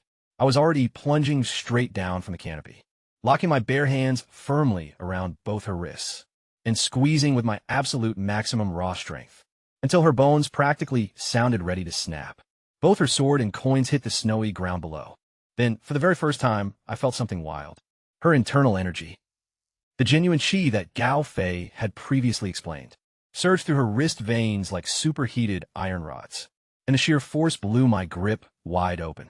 She was absolutely thrilled, mocking me for having nothing more than brute force and zero internal cultivation. A chi-infused handblade was slashed straight at my throat by her, with enough force to slice through solid steel. Thanks to the razor-sharp reflexes and muscle memory carried over from my past life, I easily dodged it, leaving her completely shook and bewildered. How could a mere non-cultivator evade a second-tier attack so effortlessly? That vicious strike had completely drained the last of her stamina. Running on empty, I slithered behind her like a silent python, locking down her arms and legs using my entire body weight, before violently slamming her onto the frozen earth.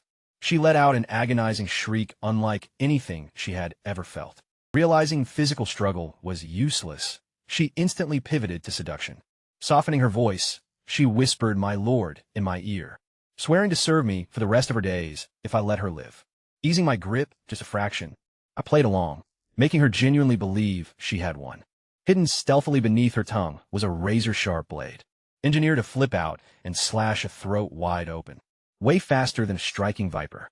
The very second I loosened my hold a little more, she whipped her head around for the kill shot. Yet that was precisely the move I had been waiting for. Clutching her head with both hands, I twisted violently. Her neck snapped instantly as the hidden blade dropped harmlessly into the dirt. Gasping her final breath, she stared up at my face, wondering how on earth I could stay completely immune to a woman's charms, since her beauty trap had utterly failed to sway me. She faded away into the shadows, haunted by that last baffling thought. With shaking arms, I pushed myself up to my feet. Had I dared to fight her, back when she still had chi left in her reserves, defeat would have been certain. Internal energy proved to be a terrifying force indeed, meaning I needed to master the art of cultivation ASAP. A milestone I was getting dangerously close to reaching. Rummaging through her pockets, I pulled out a golden token, stamped clearly with the number 2, which officially verified her identity as the second holy messenger, alongside a hefty stash of 3,000 taels in silver notes. A scandalous red silk undergarment also turned up in the search, which I tossed away into the bushes without a second thought. Smirking triumphantly, I started strolling toward the tether horses. These magnificent beasts were elite war mounts of the Tianlin Empire, reputed to be the finest cavalry stock across the entire continent. Thoroughly battle-hardened and completely fearless, those assassins had literally delivered premium steeds right to my front door. At last, my future cavalry unit had acquired mounts worthy of their name. Right as I was soaking in a sweet victory, a mysterious shadowy figure materialized out of thin air, blocking my path head-on. A veiled woman suddenly blocked my way amid the dense pine trees, with only her striking gaze exposed to the cold air, possessing piercing phoenix eyes radiating a fierce warrior aura. Not a single footprint was left behind in the snow by her steps. Recognition hit me like lightning the moment I saw it. It was the legendary movement art known as treading snow without a trace, a mythic technique of unimaginable speed. Her raw power completely eclipsed anyone else I'd faced tonight. Stepping forward, I politely petitioned her to take me under her wing. Unfazed by the request, she offered a cold and flat refusal, stating that I had long passed the prime age for starting martial arts training, since my bones and meridians were already fully locked in place, drastically capping my growth potential. Because her sect specialized purely in internal energy disciplines, I would make a terrible fit. Instead, she advised me to pursue external body hardening techniques. Little did she realize, 2 legendary training manuals were locked away safely inside my head. Ever since my days back in the old world, the Earth Attendant Changing Classic, totally meant for rebuilding meridians and bone structure, plus the Marrow Washing Classic, tailored strictly for cultivating the absolute most dominant internal energy out there. Working together, they could completely crush every single limitation. She just dropped on me. A mythical monk had once mastered both, becoming totally low-key invincible, she told me, before adding that she'd already checked out all 9 of the Emperor's sons, just to size them up refusing to explain her exact motive, other than teasing that her identity and reasons would finally make sense if I actually survived the brutal trek to Huang province. Pressing her on whether she was playing for our side or theirs, I got a cryptic both as an answer, accompanied by just a single name, Lan, before she literally ghosted into the dense forest without a single trace. Lu Shu, Gao Fei, and the squad tracked me down mere moments later, right behind Shima Gu, who immediately zeroed in on the fallen assassin leader's body and inspected the corpse, noting with a dry chuckle that I'd utterly snapped the woman's neck bones, while calling me a total savage for showing zero mercy to such a striking girl. Brushing off the banter, I ordered the troops to round up all the horses, dozens of top-tier Tianlin war beasts, which happened to be absolute gold dust for my future cavalry. Back at the fortress, Lu Shu briefed me that all the raided loot had been safely hauled in, and was just sitting there waiting for my inspection, prompting me to ask about our total haul. While over in the back courtyard, Sima Lan and Sima Gu were completely losing their minds trying to figure out how I'd taken out a Tier 2 martial artist without possessing an ounce of internal energy. Sima Lan he potti that some mysterious third party must have been lurking in the shadows. Someone insanely overpowered who could effortlessly float across snow without leaving footprints, probably chilling at the Grandmaster tier. She might have had way more questions than answers about my weird vibe, yet she opted to play the waiting game instead of interrogating me, dropping the line that whenever I felt ready to spill my secrets, I'd tell her, while labeling me the most intriguing fiancé she'd ever scored, personally overseeing the inventory check of everything we'd scavenged from those dead assassins. I found the haul inside the hall staggering. 1,000 taels in gold notes, 30,000 in silver, 100 pristine swords and sabers, plus 10 complete sets of flexible soft armor. Yet the true crown jewels were the 100 war horses, tied up securely in the pine forest. Genuine Tianlin Empire blood-sweating stallions. Undoubtedly the finest cavalry mounts on the entire continent. Each individual beast commanded a market price of 1,000 silver taels, which easily doubled on the black market, meaning 100 horses translated to a massive fortune worth at least 100,000 taels. Without even realizing it, the Crown Prince had basically funded my entire military buildup by dispatching elite assassins, who rode around on the absolute best horses money literally couldn't buy. Even so, I made sure to remind everyone present that turning Huang province into a genuinely livable place was going to bleed astronomical funds, making this windfall merely a drop in the bucket. That was the exact moment Old Ghost had himself wheeled in on a stretcher to drop some heavy personal lore. Turns out his folks were career bandits, the noble Robin Hood type who strictly targeted corrupt rich men, at least until their primary targets dried up. Having abandoned their stronghold, they trickled down the steep mountain slopes, only to be ambushed and murdered by cold-blooded outlaws, who violently usurped their fortress, nestled on Tiger Mountain in Manhwa County, sitting precisely 200 miles from Huang province, along our exact charted route over the past 20 years. Those ruthless killers had erected a sprawling criminal empire, rapidly morphing into the central headquarters for the entire regional underworld, while hoarding massive fortunes amassed from decades of brutal robberies and murders. Old Ghost's real point wasn't about settling old scores or seeking revenge. It was purely about business. He was dropping hints that the heavily fortified bandit hideouts dotted along our path were sitting on absolute gold mines. Armed with our fresh brand of war horses, we could easily raid them one by one as we traveled, putting our soldiers through hardcore real combat training, while simultaneously filling our war chest. Right then and there, Lu Shu, Gao Fei, and I exchanged knowing glances before bursting out laughing together. We'd honestly been thinking the exact same thing all along. Suddenly, a frantic one-eyed soldier sprinted in bearing totally unexpected news. An uninvited visitor stood at the fortress gates demanding an audience with me.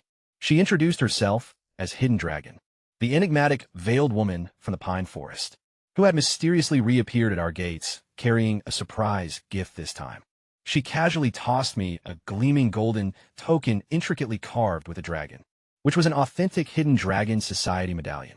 Looming right behind her stood a massive group of teenagers, numbering around 40 or 50, used roughly 14 or 15 years of age. They were completely skin and bones, shivering in threadbare garments despite the biting, freezing cold. with each of them lugging a heavy bundle strapped across their backs. The woman stated plainly that an anonymous contact had commissioned her to drop these children off with me, before completely vanishing into thin air before I could press her for answers, leaving behind only a cryptic parting phrase, that we crossed paths again in Huan Province. Out of nowhere, Xiaobai dropped a massive plot twist I never saw coming, by handing over a detailed personnel roster, comprising a complete catalog of these orphans along with their personal backgrounds. It turned out he was fully clued into the Hidden Dragon Society, and had been planted deep inside the royal palace, specifically to watch my back under arrangements made by my mother. While he wasn't technically a formal member of the society himself, he had low-key operated as my mother's secret agent the whole time, studying his smooth, beardless face, the distinct absence of an Adam's apple, and his soft, girlish smile sent a heavy wave of guilt washing over me. He had literally been castrated as a young boy and sent into the belly of the palace, just so he could end up serving me down the road. He brushed it off, insisting it was entirely his choice, and deflected my probing questions about his true identity with a cheeky grin. These struggling orphans were actually the surviving progeny of fallen Hidden Dragon Society members, who had perished while battling the Xia dynasty. Now, they literally had nowhere else left to turn, and I was their only hope for survival. I immediately instructed Lu Shu and Xiao Bai to cross-reference every single kid against the master roster, by putting them through intense questioning about their families and pasts, to weed out any potential undercover spies who might have sneaked into their ranks.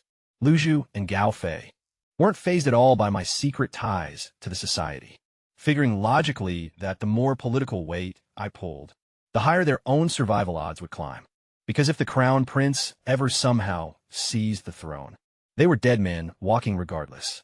So why should it even matter? If my crew low-key had anti-government vibes, Gao Fei spotted something super weird about the teenagers. Even though they were freezing out there in the biting wind, their packs clearly held cozy cotton clothes. He was totally baffled by why they'd make themselves suffer instead of just putting on their jackets. Gao Fei still couldn't grasp why those youngsters were such a big deal. I told him to check it out closer, and that's when it finally clicked for him. Hiding right underneath that starved and shivering look, these kids possessed sharp eagle eyes, tightly coiled muscles, and a predator's edge baked into every single limb. They resembled blades still stuck in their scabbards, with their deadly sharpness totally hidden. Unless you actually knew what to search for, Gao Fei recognized them straight from ancient lore. Hidden sword death warriors, who were forged through a brutal traditional method. Simulan showed up and backed it right up, while breaking down the 3 distinct tiers of death warriors for me. Fear or greed is what drives the lowest tier to serve, while the second tier, like the guard from our own family, grow up with absolute loyalty bred into them from day one. Yet the third tier, known as the hidden sword, stands in a completely different league. They are taught from birth that dying for their master is their only reason for living. They accept this mindset as naturally as taking a breath. Their souls already belong to their master, long before they even take their first steps. Rigorous training molds them to master everything as they grow. Academic skills solid enough to ace imperial exams. Combat moves fitting for elite martial arts prodigies, plus practical skills like farming, ensuring they can blend into any cover story for a mission. Absolute excellence in at least one specific field is demanded of each individual before they qualify for the massive resources poured into their upbringing. Skipping their warm layers in the freezing weather was actually an intentional part of their hardcore training. Surviving the brutal chill was known as the cold tribulation. Enduring extreme winter without any safety gear toughened their bodies and built unbreakable mental grit. If they managed to pull through without dying, frost and freezing temperatures would never take them down again. Sima Lan Gonfet. She had never witnessed this kind of drilling firsthand, and genuinely found it breathtakingly impressive.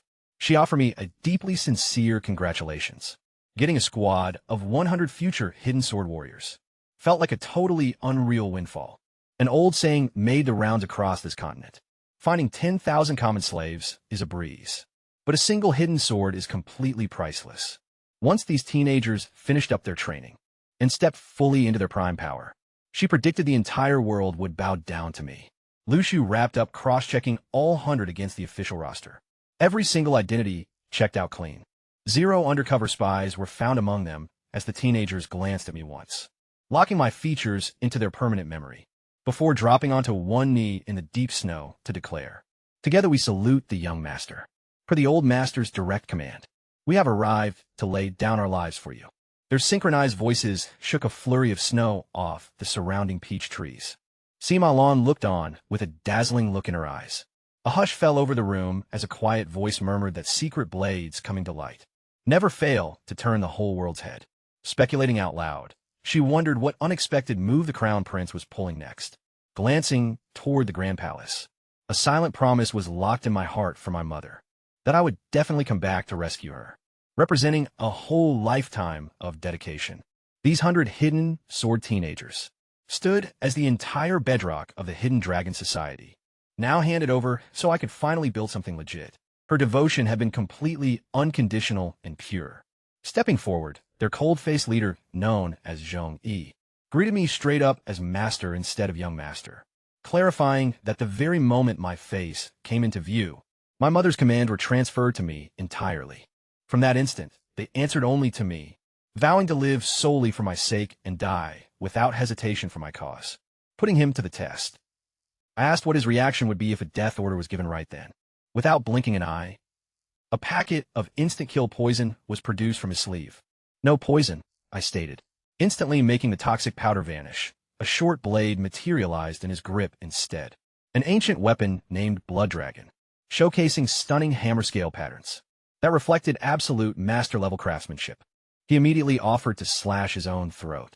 Taking the blade to check it out myself, it was handed right back while I asked if he had any alternative methods. A beast tendon hanging rope was pulled out next, followed by a calm listing of biting his own tongue, crashing his head hard against a concrete wall, diving off a deadly cliff, and impaling himself with a sharp tree branch. Every single option was pitched with absolute, terrifying seriousness. Cutting him off, I made it crystal clear to him and all 100 others that lacking my direct permission, suicide was banned. They were ordered to stay alive. Zhang Yi replied with a blank expression that his sole purpose for breathing was to perish for me. Not a shred of emotion leaked through his voice. He honestly looked like a flesh and blood puppet. The twisted way their minds have been programmed since birth felt genuinely unsettling. Dropping the command down, so they had zero room to push back. A subtle shift rippled through the air as they looked upward at me, revealing a faint warmth flickering deep inside their chests that they clearly couldn't process. Their previous masters had trained them strictly for a clean death, making me the very first person to ever tell them to survive. For the first time since their birth, these kids felt totally confused over whether the boundaries of life and death were actually that straightforward. It turned out that Zhang Yi's hidden talent was high-level smithing, having been raised under an ancient lineage of master weapon makers, who taught him to forge any tool or weapon straight from blueprints. The reason they were freezing in those thin rags stemmed from their brutal 10-day extreme cold endurance trial. Their harsh training instructors had actually kicked the bucket during that exact exercise when a historic blizzard swept through. The old guys' frail bodies simply couldn't take the abuse. Yet these teenagers pulled through, thanks to an iron willpower burning twice as hot and blood running far stronger. Zhong Yi delivered this briefing without a single flicker of emotion, acting as if human mortality meant nothing at all. Right away, Xiao Bai was ordered to hook them up with whatever resources their intensive training demanded, and instructions were given for Lu Shu to shape them into a separate 100-man unit embedded right inside my personal guard, operating under my direct command with Zhong Yi stepping up as captain, having closely tracked the entire exchange in total silence. Sima Lan finally shifted her gaze towards Sima Gu, proceeding to question how these hidden sword warriors stacked up against her family's own elite guard units. Sima Gu confessed straight to Sima Lan that, even though these hidden sword teenagers were currently lagging behind her own guards, the moment they managed to break through into internal energy cultivation, they would completely outclass everyone, revealing further that they had been deliberately holding themselves back from making that breakthrough, while enduring brutal physical conditioning, just to drive their bodies to absolute breaking point first, guaranteeing that once true chi was finally unlocked, their overall power scaling would be insane. Their ultimate goal wasn't just turning into tough fighters, because reaching Grandmaster status was the real target.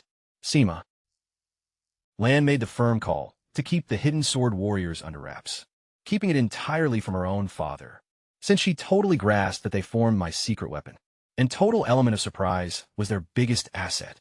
She slapped a strict gag order across all her people, and personally handled a couple of her father's undercover informants, nested within her staff. Upon asking whether I had deployed crossbowmen just outside the fortress to cut off any potential rats looking to leak intel, a direct confirmation was withheld by me, prompting her to flash a smile and note she would have pulled the exact same move. I dropped the hint to her that down the road, she would be running my household affairs, earning my absolute, unconditional trust. A deep flush rushed to her cheeks as she hurried off without uttering a word, though I definitely spotted that slight trip in her stride. As the first light of dawn broke, we cleared out of the fortress, and I officially kicked off my bandit clearing campaign. Gao Fei was sent ahead alongside 10 riders to scope out enemy layouts along our marching path, while Lu Shu handled drafting every strike strategy, straight from the gathered intel. We were going to fight our way right into Huang province, buffing our soldiers and padding our treasury with every single stronghold we smashed along the way.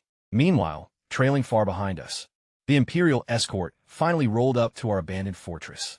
Commander Hua Wujian, the Crown Prince's personal lapdog, who had deliberately dragged his feet throughout the entire night, rode in fully expecting to stumble across our corpses. Instead of bodies, he was greeted by 100 dead assassins, dangling rigidly from the watchtowers, like grim black icicles. His cocky grin instantly shattered into pure dread, leaving him totally baffled as to how a bunch of injured soldiers had completely wiped out 100 elite killers. The unit gave him some serious side-eye threats. Yet Hua Wujian bounced back pretty fast, flexing his direct ties to the Crown Prince, and insisting we would never make it past what lay ahead. Some brutal death trap, way nastier than the previous night's hit squad, awaited us. He successfully convinced the eunuch to keep tailing our tracks from a safe distance, just waiting for us to kick the bucket, so they could loot the Imperial treasures meant for me. Convinced beyond a shadow of a doubt that the next ambush would spell my doom, and his stubborn resolve remained totally unbreakable. Stepping into the shadows behind us, Hua Wujian, along with the eunuch, stumbled upon a fortress completely stacked with frozen assassin corpses, triggering a wave of panic. Yet Hua Wujian quickly brushed it off, convincing himself it was NBD, figuring whatever trap the Crown Prince had set up further down the road would undoubtedly take me out, since not even a grandmaster could survive that kind of heat.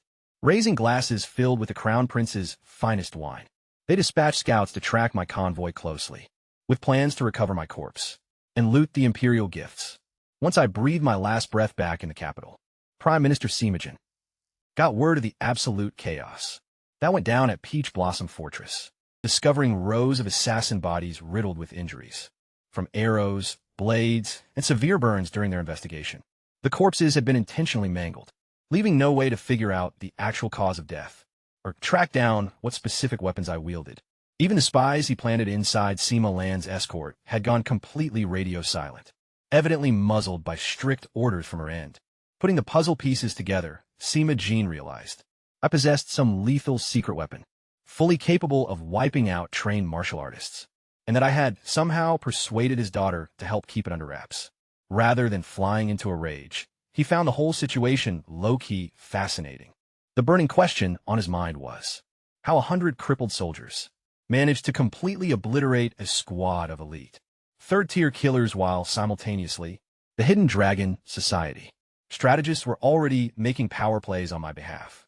Completely unbeknownst to me, rumors began spreading like wildfire across the capital, claiming the other 7 princes were secretly raising private armies with their eyes locked on the throne, with a clear intent to pivot the court's attention away from my tracks and throw the spotlight straight onto my brothers, Sima Jin's eldest daughter, Sima Mei, his legitimate firstborn, and the woman whom the Crown Prince desperately wanted as his official bride, strode right into her father's study and flatly refused to enter into any marriage with the Crown Prince. Having caught wind of his narcissistic self-wedding, she seriously doubted he would ever actually claim the imperial crown. Upon hearing her father recite my 4 grand vows, the profound words struck her with the force of lightning, praising me as a truly saint-like figure and expressing an intense desire to cross paths with me. A sudden surge of internal energy violently erupted from her core, exposing her true status as a hidden martial arts powerhouse, before declaring her firm intention to head out and protect her younger sister. While I was busy clearing out bandits along the trail, I remained completely oblivious to the swarm of people scrambling to unravel the mystery of what transpired at Peach Blossom Fortress. Back inside the luxurious Sima mansion, the Prime Minister's eldest daughter, Sima Mei, the legitimate firstborn, whom the Crown Prince coveted as his primary wife, just broke through to an entirely new tier of martial arts mastery, right there in her father's private study, demanding to ride out and safeguard her sister, instead of tying the knot with the Crown Prince, whom she dismissed as a total coward leaning on cheap tools, who only had eyes for the Sima women's looks and clout.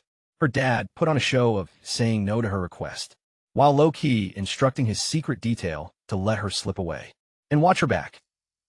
She left behind a note claiming she just had to check out the world, which Mao Jin made sure got leaked all over the capital within an hour to give himself total political cover, framing it like a simple case of a rebellious kid, rather than a calculated palace power move.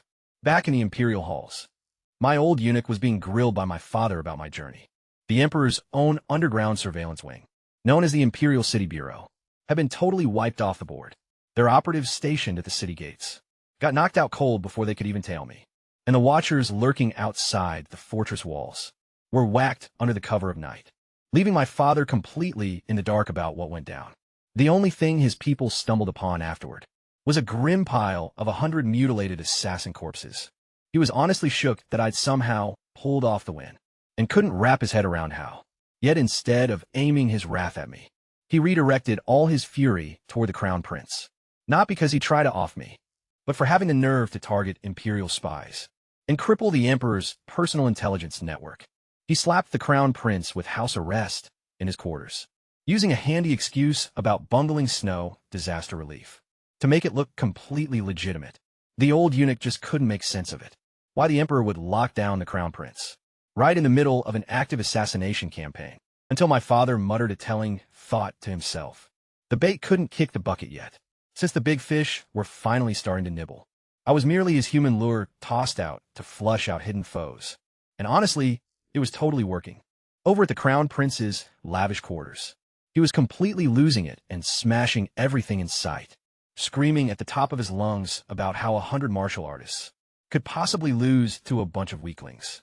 His mysterious female commander, the Grand Holy Messenger, suddenly stepped in and managed to cool his jets by swearing the next trap along my path was foolproof. When he demanded to know what happens if she strikes out again, she boldly put her own life on the line as collateral, swearing on everything that I was completely done for this time.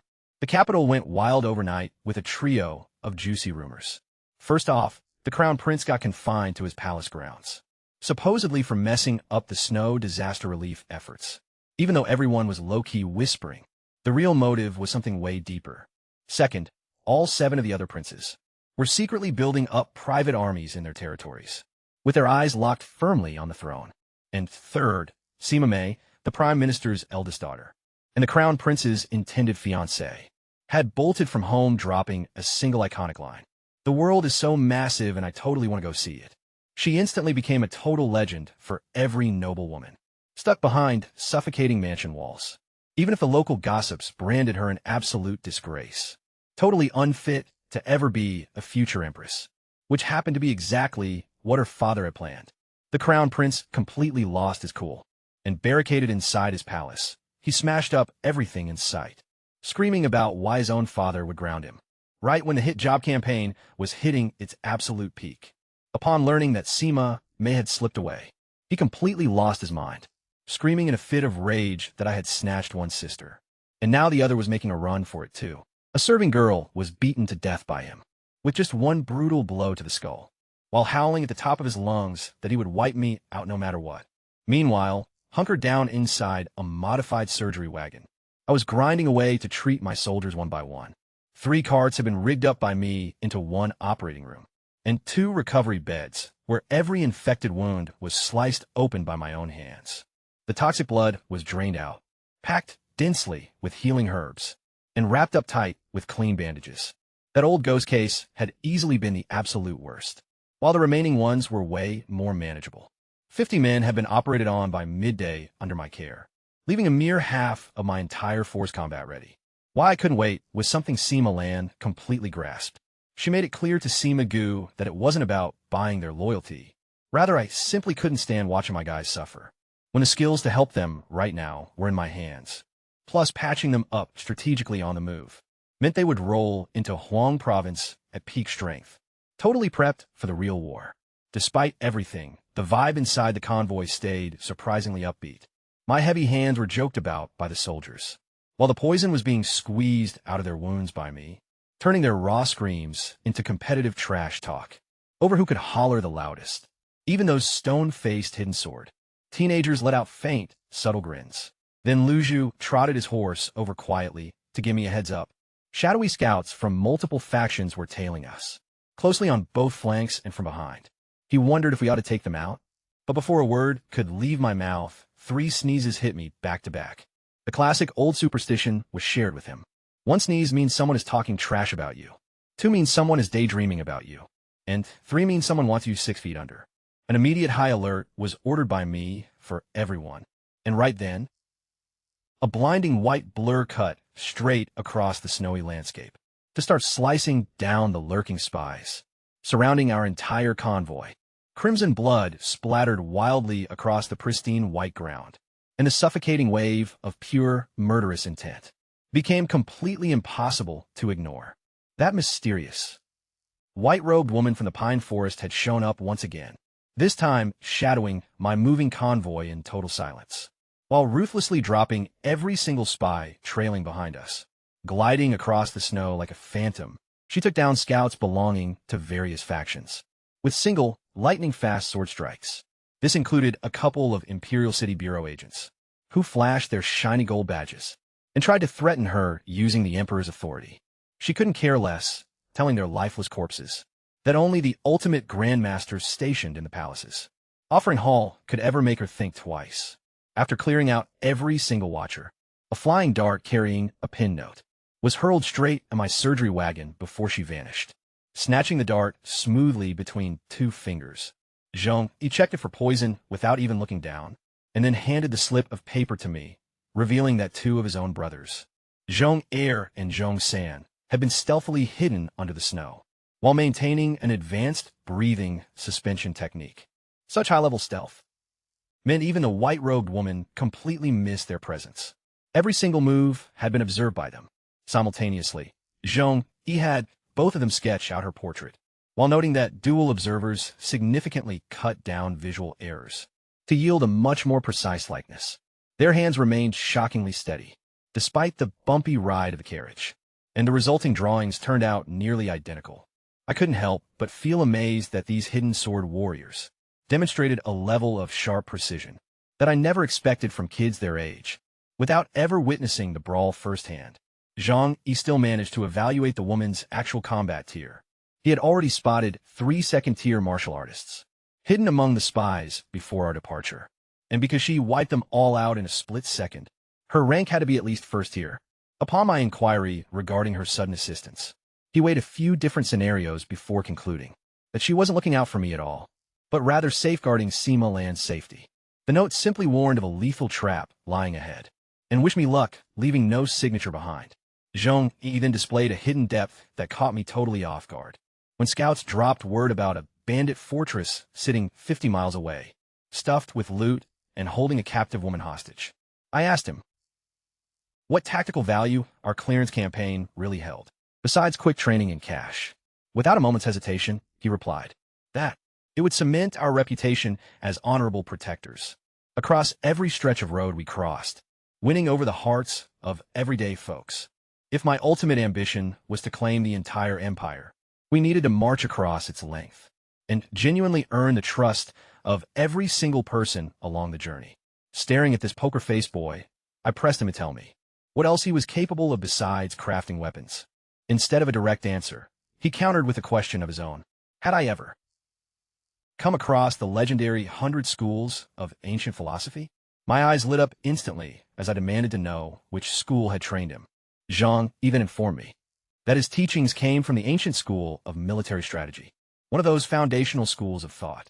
He had already deduced that my medical expertise also originated from a lost tradition, and he was well aware that when the Xia dynasty overthrew the preceding Qin dynasty, the reigning emperor confiscated all texts from the 100 schools and locked them away securely in the imperial library.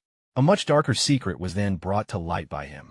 The emperor had actually imprisoned the founders of these ancient philosophies deep inside the palace's eerie offering hall, attempting to fuse their collective wisdom into a workable immortality elixir.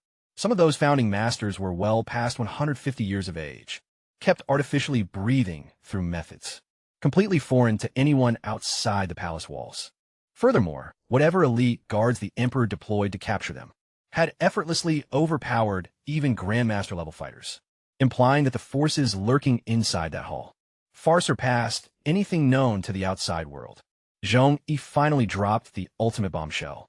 Every single one of the 100 hidden sword teenagers had received training from a completely different branch of the ancient 100 schools. Military strategy was thoroughly mastered by Zhong. Farming methodologies from the agricultural school were completely locked down by Zhong Yi. Land development and crop science were his true domain. Taoist philosophy was deeply explored by Zhong Sun. Medicine and, most crucially for my master plan, alchemy were his focus. Law, engineering, and everything else were tackled by the rest. Diplomacy, philosophy, and dozens of additional disciplines rounded out their skills. Every single one of them was an absolute martial arts prodigy. Plus, they were total academic beasts. My brain was literally going a mile a minute thinking about all the insane possibilities. By teaming up with Zhong Yi and using Sun Tzu's art of war, I could build top-tier tactical commanders. With Zhong Yi and the sick modern agricultural techniques, pulled straight from my old world, Huang Province's dead wasteland was about to get leveled up into crazy productive farmland. Zhong Zhang's alchemy and specialized training meant I could finally whip up some gunpowder, a game-changing weapon that didn't even exist here yet. In an era where everyone knew Tianlin cavalry completely dominated every single battlefield, firearms were going to flip the script completely. These teenagers were basically blank canvases, ready for me to paint absolute masterpieces on. By mixing their ancient foundations with 5,000 years of accumulated civilization knowledge, they'd never see it coming, and I let out a loud laugh, totally thrilled by how this master plan was playing out. My father had straight up blocked me from recruiting talent, right out in the open capital, hoping to sniff out my mother's secret allies, instead of sending me a bunch of old-school loyalists who'd be super easy to spot and take out. My mom hooked me up with 100 young prodigies, dressed up as orphans, making them completely invisible, impossible to trace, and infinitely more valuable. I dropped the word to Zhong that we'd recruit some regular kids along the way as a cover story, blending them right in with the hidden sword warriors, so nobody could tell who was who. The core concept clicked in his head instantly. Pure psychological warfare, making the real look fake and the fake look totally real. Gao Fei then galloped up on his steed, delivering the news that a bandit fortress was sitting right up ahead on Two Dragon Mountain. This marked the third time his scouts had caught bandits in the act, ambushing wealthy travelers and kidnapping gorgeous women along this exact stretch of highway. These were clearly cheap setups meant to bait me right into a trap. When I asked what the kidnapped women actually looked like, Gao Fei confirmed they were absolute knockouts. I cracked up and told him to charge right into the scene. Though instead of playing the cheesy white knight hero, he rode right up to the ongoing robbery and yelled out that we were splitting the loot and hostages with the bandits or killing everyone. Instantly, the entire area fell into a dead silence, with bandits and victims alike staring in absolute bewilderment. Not a single person could figure out if we were the prince's elite troops or just a rival gang of thugs. The original script had just been ripped to shreds. Dragon Bao, the chubby bandit boss, played his part like an absolute pro, pretending he had no clue Gao Fei was an actual soldier, while accusing him of being a rival criminal, trying to steal their score. The whole robbery was nothing more than staged bait, featuring a pretty girl in a pink dress. Shrieks and desperate pleas for help echoed out, while Dragon Bao hoisted her right over his shoulder, letting loose the most foul and twisted threats imaginable, to totally push every single button that would trick a noble born prince into charging in blindly. No cap. I had their whole playbook completely figured out.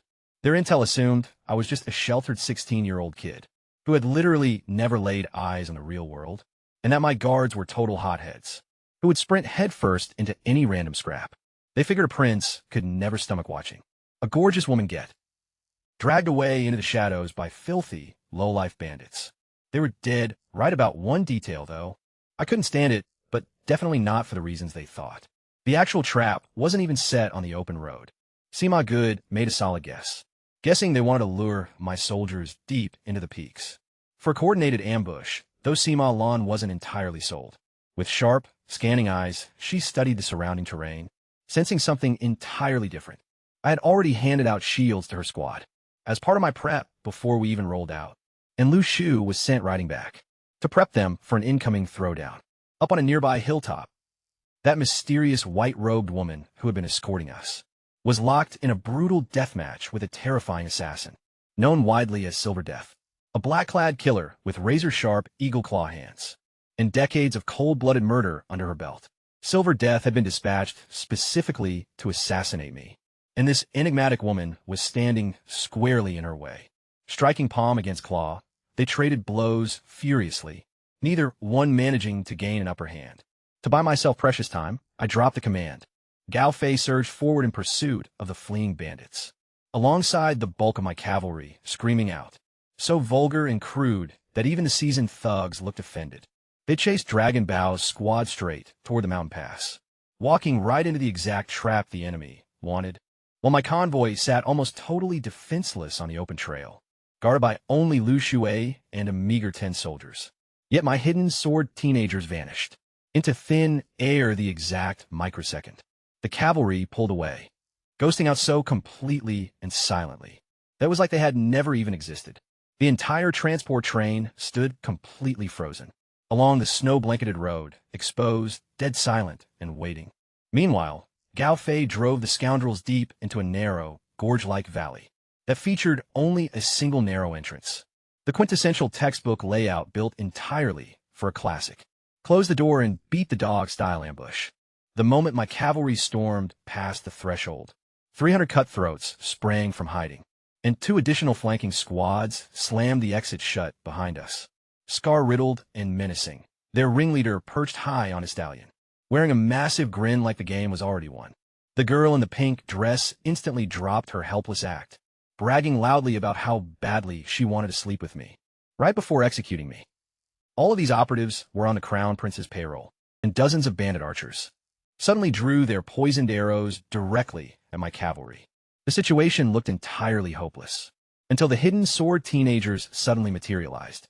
They had been planted right alongside the archers the whole time, completely buried under the snow and invisible, breathing so imperceptibly that they seemed like corpses.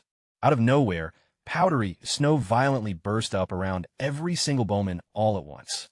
Before anyone could even process what was happening, gleaming sword blades cut through the dense white fog, slashing every single archer's throat in one clean stroke. The bandits' battle formation completely fell apart in a split second. Panic-stricken shouts rang out as some claimed these were snow demons, not actual human beings, arguing that no living person could have lurked that close. Without being spotted, 3 hidden sword teenagers immediately targeted the bandit leaders, locking them down with an intricate sword formation that kept them trapped, despite possessing no internal energy whatsoever. Frustration gripped the pink dress woman, who simply couldn't fathom how youngsters lacking true chi could possibly withstand her attacks. Then, Gao Fei's cavalry unit smashed right through like an unstoppable tidal wave. The bandit chief was sliced clean in half, then trampled down into the red mud, beneath the charging war horses, while Dragon Bao and the pink dress woman were hacked apart by heavy cavalry sabers. Every single bandit who fled into the surrounding forest was systematically hunted down by the hidden sword youths, who glided through the frozen trees like absolute ghosts. Not a single soul survived until one desperate bandit begged for mercy, offering to give up the exact coordinates of the secret treasure vault. Right before my soldier lopped his head off mid-sentence, strict orders had already been given to leave 0 survivors, leaving us to track down the hidden treasure ourselves. Yet, all of that was just a clever distraction, completely masking the real assault back on the main road. While my cavalry units were deep inside the canyon gorge, white-robed assassins suddenly burst out from the heavy snowdrifts surrounding my convoy, wearing specialized white cloaks for ultimate stealth, and wielding deadly crossbows loaded with eerie, glowing blue poison bolts. The lethal kind that kill the instant they touch blood. A volley of 50 bolts zeroed in on my white medical wagon. Their leader shouted that this was retribution for the second holy messenger I had taken out, then commanded them to open fire as the arrows launched forward. Zhang Yi aggressively threw himself inside my wagon, yelling a frantic warning just as 50 toxic bolts ripped straight through the reinforced white canvas. Those piercing arrows punched through like venomous blue snakes, while the brutal sound of metal slamming into flesh and warm blood splattering against fabric filled the freezing air. From the outside view, my wagon resembled an absolute slaughterhouse, with dark red blossoms expanding rapidly across the white cloth. Sima Gu completely panicked, telling Sima Lan that I had essentially been turned into a human pin cushion. Sima Lan merely offered a calm smile, stating that I wasn't someone who died that easily. Sima Gu couldn't wrap her head around how her mistress could stay so composed, while blood was visibly spraying all over the interior of my cart. What she failed to realize was that I had planned for this exact scenario ahead of time. Back at Peach Blossom Fortress, protective shields had been constructed and mounted inside the wagon, with pouches filled with the dead assassin's blood secured to the exterior, explaining the exact reason why I had ordered their corpses mutilated beyond recognition, all to cover up the fact that their blood was drained. For this clever trick, the moment those arrows struck, they cleanly punctured the concealed blood bags, falsely creating the flawless illusion that a brutal massacre had just taken place inside. Deep inside the cover cart, Zhang Yi and I held our ground safely between the heavy shields, completely untouched without a single mark. Those seasoned silver-tier assassins, each boasting the rank of second-tier martial artists, way deadlier than the bronze grunts from Night 1, saw the blood, let down their guard, and chilled, thinking the mission was totally in the bag. That brief second of relief was precisely what I was betting on. 50 remaining hidden sword youths had been buried deep in the drift, right underneath where those targets were bound to land, breathing so faintly they registered as frozen earth itself. The exact moment the killers dropped their defenses and lunged forward, the snow bank literally blew up beneath them. Flashy blades shot upward into targets caught completely mid-air, powerless to dodge, trapped between one heartbeat and the next. The assassins recognized that ancient, hidden sword style and started screaming out desperate warnings.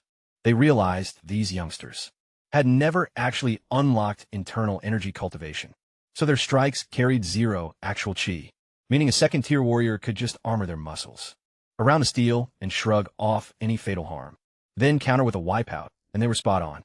The blades pierced cleanly through skin and tissue, but missed every single vital organ as the pros twisted their frames, with lethal muscle memory, already spooling up power for a brutal counterstrike, smirking to themselves, convinced they would flip the script any second now.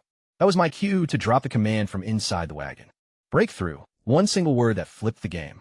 Every single hidden sword recruit snapped the mental barricade they had kept locked, down for years all at once. Dark blood sprayed upward straight out of their crowns, as their meridians violently blew wide open, and raw chi rushed inward, transforming frames that had been pushed to absolute physical peak condition. Surging internal power rushed down their arms, straight into the weapons, swords that were already buried deep inside the enemy's flesh. The silver-tier killers, faces contorted in sheer panic. The blades that used to bounce off their cheery enforced muscles now sliced through everything effortlessly, like a hot wire melting through a snowdrift. Limbs tore violently away from torsos, and crimson geysers stained the white landscape. The hitmen let out agonizing screeches, unlike any noise I'd ever heard from veterans before, raw and feral, sounding like cornered beasts under torture.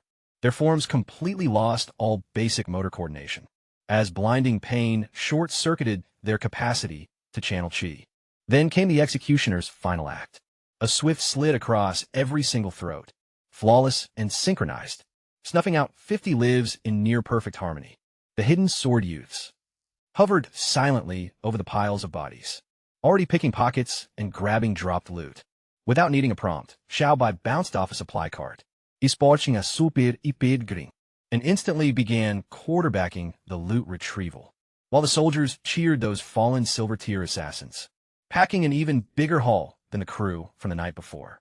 Back to my carriage sauntered the teenagers, now radiating the undeniable clout of legit martial artists. They had crossed into the ranks of real warriors in literally just a single heartbeat, with their foundation built so impeccably that their very first cultivation session unleashed devastating results. With a sudden burst of energy, I shattered the battered canvas cover off the wagon, revealing myself and Zhong standing completely unfazed amidst a chaotic scene of shields, bristling with arrows and soaked in decoy blood. Zhong fixed his gaze upon me, carrying an expression I had never caught on his face before. Pure, unadulterated respect. He verified that the initial trap had been completely neutralized, without a single casualty on our end, just like I called before asking whether we should roll out. With the next phase of the game plan, giving him the green light, I added that first we were going to raid the 2 Dragon Mountains fortress and loot whatever stash those bandits had been hoarding. The hidden sword. Teenagers cast their eyes toward the distant peak, with a look that felt suspiciously like raw curiosity, as they wondered what lay waiting for them inside, whether they would find treasures, hostage maidens, or just another nasty trap lying right behind the first one. Once the dust settled, Sima Lan hurried over to check on me, taking in the streaks of blood dripping down the sides of my wagon, before asking if I was hurt. Flashing a grin, I assured her I was totally fine. A wave of relief washed over her features, and she offered a smile so genuine. It sent a strange pang through my chest. This girl knew how to show she cared, without making a huge drama out of it.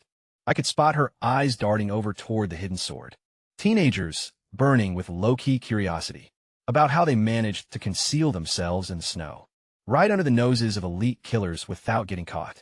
Yet she kept her mouth shut, grasping completely that their tactics were my ultimate ace in the hole, and that keeping everyone else in the dark only stretched out how long I could milk that advantage.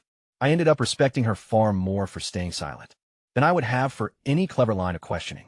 Handing her a detailed map of our travel route, stretching toward Huang Province, I asked her to study it closely and call out any flaws she happened to find. Her face lit up because she realized I was finally starting to trust her, though she was also clever enough to suspect there might be a trick hidden inside. With a graceful bow, she accepted the parchment and turned back toward her carriage, already mapping out how to tear it apart, in search of whatever puzzle I had embedded in it. Then came a total plot twist. Sima Gu, who had been trailing right behind her mistress, suddenly pivoted on her heel, marched right back to me, and delivered a formal bow, marking the very first time she had ever done that, without anyone prompting her. Locking eyes with me for a lingering, tense moment, she spun around and walked off with her head held high, leaving me clueless about what had just shifted between us. Yet something was clearly off, no cap. Galfei rolled up with the whole squad, bringing those hidden sword teens back from the valley. Every last bandit had been wiped out. Only 3 minor flesh wounds were sustained on our side, just shallow little cuts on legs and arms. Nothing to stress over since I checked them myself. And honestly, they were mere scratches. Chuckling away, the soldiers claimed that blood soaking them came straight from the bandits. Not a single drop theirs right when a tiny silhouette emerged from the hidden sword formation. A lanky girl of maybe 13 or 14 years, flashing piercing eyes alongside a shy posture. Zhang Jia No. 9 was how she introduced herself, adding that medical arts had been her side hustle, as a secondary discipline. Permission was requested by her to patch up the wounded, instead of dismissing these minor scrapes as unworthy of requiring my personal attention. I told her to go for it and show me what she got, wiping the grime off her face first. She scrubbed her hands thoroughly using fresh snow, then treated the injuries following my exact sequence. Alcohol sterilization followed by healing paste and clean wraps. Application of neat bandages wrapped securely around. Having closely observed me work prior, she had already ditched her own academy's techniques in favor of my methods. With surprising eloquence, she explained upon my asking that traditional medical school procedures always missed that crucial disinfection step, leading directly to ugly infections and recurring complications. She had figured out quite astutely that my medical protocols outperformed standard training, prompting her switch when treating fellow comrades. This fragile little kid, looking skin and bone from brutal conditioning, talked with the razor-sharp analytical precision of a seasoned veteran doctor, gazing softly at her the other teens, kept a watchful, affectionate eye. She was undeniably the baby of the crew, the one everyone felt protective over. My question about formal apprenticeship under me made her drop to her knees so abruptly, I barely managed to steady her, while shouting master with raw, bubbling excitement. That completely shattered her usual stoic hidden sword facade. Lifting her up gently revealed how featherlight she actually was, sticking close by my side like a shadow. From that moment onward, while the other teenagers looked on, with obvious quiet jealousy since the hidden sword warriors had successfully broken through to genuine chi cultivation, amidst the chaos of battle, marking the official completion of their freezing trial. Marching orders were given for the nearby forest, so they could change into warm layers and grab a hearty meal ahead of our mountain ascent to raid 2 Dragon Mountain's fortress. Rolling past me as the convoy moved out came Sima Lan's carriage. Leaning out the window, she urged me to stay safe. A favor was asked of her to guard our supply wagons, given that all our provisions were loaded there. Blushing faintly, she made a solemn vow, promising that as long as I lived, not a single cart would ever be lost. Up on a distant hilltop, blazing with fury, the black-robed assassin known as Silver Death let out a piercing shriek at her white-robed opponent, who had been trading blows with her. Yet rather than retreating in shameful defeat, Silver Death cracked a wicked grin and dropped a chilling warning. This wasn't the end, because it was only the beginning, and everyone was still totally doomed. Like a giant predatory bird, she then hurled herself off the cliffside and vanished into thin air, leaving the woman in white staring blankly into the empty space. While wondering what shady scheme Silver Death was plotting, the road ahead was getting way more dangerous, though my squad finally put their full trust in me. A couple of massive wins backed by pure strategy and planning had earned me a level of clout no speech could ever match.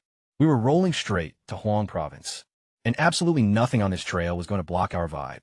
The main convoy kept cruising down the path, while I took the hidden sword youngsters deep into the rugged mountains. Perched atop a supply wagon, Xiao Bai was busy crunching numbers, grinning ear to ear as he tallied up our fresh loot. We pocketed 3,000 gold tails alongside 30,000 silver ones, harvested from the fallen silver tier assassins. Since 1 gold piece equals 10 silver in this brutal realm, we had just secured enough funding to run operations for a solid minute. Xiao Bai quietly confessed to himself that he low-key wished more killers would pull up on us, considering every ambush we survived just made us richer. Clenching his fist, he whispered toward the distant horizon that we were making it to Huang Province, come hell or high water, back on the deserted road, which the enemy had blocked off on both ends. To set up their trap, 2 of Sima Lan's personal bodyguards slipped away from the main caravan and crept into the dense woods. They were the Crown Princess's secret informants, implanted inside the Sima household, the exact spies Sima Lan had called out earlier. They scrambled over to the exact spots where my hidden sword kids had been buried in the snow, digging frantically into the frosty ground to crack the code of our stealth techniques, so they could leak it to the Eastern Palace for a major bag. Sima Gu caught them red-handed, materializing behind them like a freezing gust of wind, with pure rage blazing in her eyes. Panicking, they tried to lie, claiming they had a bad stomachache and just needed the bushes. She didn't waste time arguing with them, dropping the bomb that she had known about their treason since. Peach Blossom Fortress. The only reason they had lasted this long was because I intentionally chose to keep them breathing, as pawns to feed just enough fake intel to the Crown Prince's cronies, so they would think they had tabs on my location, which is precisely how I orchestrated where today's ambush was going down. They had literally been my clueless puppets the entire time. Her dagger flashed sharply across both of their throats, before their brains could even process what she had just said, as they bled out into the snow, while staring up at their shallow trenches. Sima Gu told their corpses what absolute clowns they were, for thinking a mastermind like me would leave actual secrets lying around where just anyone could dig them up. She turned her back and walked away with a cold, clenched jaw. Taking down rivals was a total breeze, yet purging turncoats right out of my own unit left a harsh, bitter aftertaste deep within the frostbitten woods. Guiding the hidden sword youngsters upward, I led the climb across Dragon Mountain slopes, cutting through ancient trees heavily draped in thick snow. Probing into Zhong Yi's inner aspirations, I asked about his dreams. With no hesitation, he replied that he'd die for me, putting that exact same question to little Zhong Ju. The identical reply came back with that same chilling finality. Orphaned since infancy, these kids had grown up, fed entirely on hatred and rigid duty, and hardwired to view dying as their ultimate achievement. Breathing human puppets was the vibe they gave off, which only intensified my inner drive to offer them something they had never once tasted, a genuine purpose for living rather than just a way to check out. I instructed Zhang Yu to drop the word master before teacher, telling her to simply address me as teacher from now on, casting a nervous glance toward Zhong Yi for approval, and receiving a quick nod in return. Her entire face shifted completely, transforming into an expression I had never witnessed from any of them. A sweet, genuine little girl smile lit up as she whispered teacher. My warm response echoed back, and for one fleeting second, the freezing wilderness felt almost like a real home. Soft expressions washed over the other teens as they watched her, making me realize she was the beating heart of their crew, the one fragile soul they had all silently sworn to shield from harm. Dropping down from an overhead branch right in my path, Zhong Xian appeared, his usual steady composure shattered by something horrific he had spotted ahead. The bandit outpost was positioned just up the incline, he warned, and what he discovered there was completely inhuman. His voice stayed locked tight, while urging me that I had to witness the sight with my own eyes. An icy chill locked my features as I uttered a single word. Move forward toward the summit. Perched right on the highest peak of Dragon Mountain sat a fortress resembling a dragon's pearl guarded by sheer cliffs on three sides, and accessible only via a single narrow trail, winding upward from the halfway point. A timber guard station stood firmly at that midpoint, housing bandits who maintained round-the-clock watch. Pure rage surged through my veins at the sight waiting outside that station. 9 frozen corpses swung lifelessly from ancient boughs, belonging to innocent villagers, whose shoulder blades had been brutally pierced by heavy iron hooks.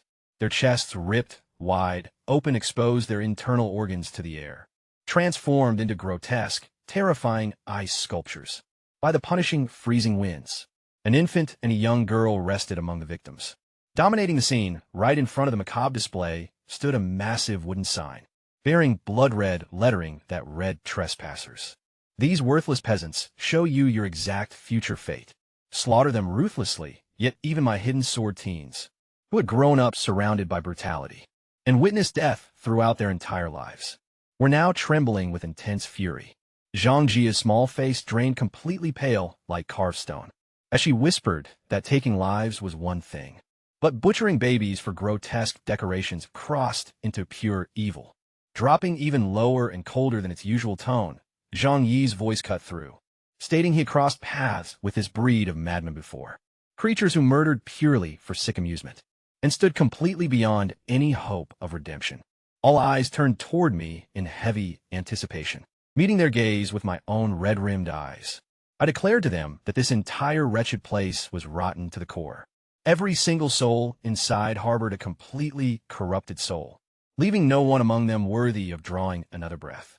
With a sharp command to wipe them all out, he gave his nod, before dropping low alongside the young warriors, to vanish completely into the blizzard. They blended seamlessly into the wintry expanse, as though humanity had never touched them at all, slipping back into the glacial terrain, from which they had just surfaced, leaving only Zhong Hao by my side, watching their ghostly exit unfold. I found myself once again low-key obsessed with their stealth tech, since they weren't merely concealing their blades. They were completely erasing their physical presence. A piercing feminine shriek suddenly erupted from the wooden outpost, immediately trailed by a man roaring in absolute agony, as he swore that some chick had just booted him right in the crotch, vowing that his entire crew would take turns violating her, before slicing off her breasts, and turning her into a frozen statue as well. Bursts of crude laughter echoed as more thugs egged him on, until a crystal-clear woman's voice cut through the air, burning with fury yet bizarrely fearless. She brazenly challenged them to bring it on, proclaiming that someday a righteous hero would utterly level their mountain peak and chop them into confetti. Not an ounce of panic could be heard in her tone, just raw, unadulterated defiance, which Zhang Zhou caught onto instantly, remarking to me how totally weird it was, since any ordinary captive facing such odds ought to be totally paralyzed with dread. Yet this one gave off major vibes of being ready to throw down till the end.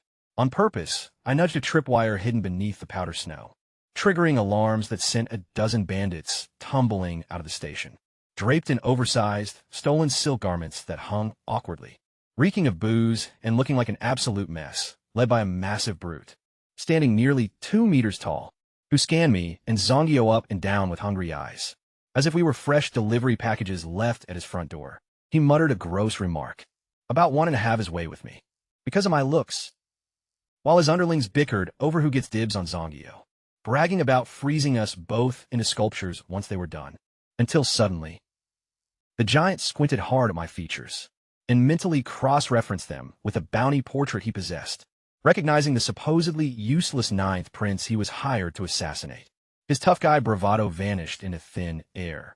The second it clicked in his brain that my standing here breathing meant every single assassin he deployed down the mountain had already been wiped out, prompting me to give Zhong Jio a single command: kill. Her flexible sword materialized in her palm like a slick magic trick, transforming her into an absolute force of nature, a blinding flash of steel that systematically hacked the colossal bandit chief to pieces, limb by limb, left leg, left arm, right arm, before she brutally ripped out his tongue, reducing him to a helpless torso in the blink of an eye, deliberately keeping him hanging on to life so he could experience the exact agony his past victims endured, while crimson geysers erupted from his severed stumps across the snow, sending the remaining thugs into a panic as they tried to flee. Though Zhong Jio drifted through their ranks like a phantom, her boots barely skimming the frosty ground, to dismantle every single one of them in the exact same fashion. Just one towering scoundrel managed to bolt toward the doorway, desperately lunging to grab an alarm rope that linked straight to the stronghold high above. Zhang Ju sprinted after him instantly, yet her swift chase fell a fraction short, as his fingers locked firmly around the cord. A manic, triumphant grin spread across his face, though the rope suddenly went totally limp in his grip, because I had already hurled a silver needle to slice it. Before he could pull, total shock froze his expression blank, and a split second later Zhang Jio's blade slashed his throat. He was honestly the lucky one, since his end came fast, while the others writhed helplessly in the crimson snow, with their limbs brutally hacked away, forced to taste the exact same agonizing terror they had inflicted on innocent lives, while staring upward at their own frozen victims, dangling eerily from the branches. Gazing at those frostbitten corpses, I swore an oath, and made them a solemn promise. Not a single one of these monsters would slip away, if the heavens refused to punish them. Then today I would step up as heaven's ultimate executioner. Anyone ruthless enough to slaughter the innocent answered to me. With that, I shoved the heavy cabin door wide open. A completely naked young woman sat inside, her wild hair framing a fierce face. As she locked eyes directly with me, she made zero effort to shield her body, and her striking gaze felt intensely wild, glowing emerald green like a starving timber wolf's eyes, totally devoid of the helpless, terrified vibe I had fully expected to encounter. I studied the naked girl closely, moving out of caution rather than any twisted desire. No hidden weapons were concealed anywhere on her frame, which made total sense since she had nowhere to hide them. Zero murderous intent flashed in her eyes, just a strange, burning urgency, like she was low-key desperate to spill a secret. Turning my back on her was out of the question, until Zhong Jio finally stepped inside the cabin behind me.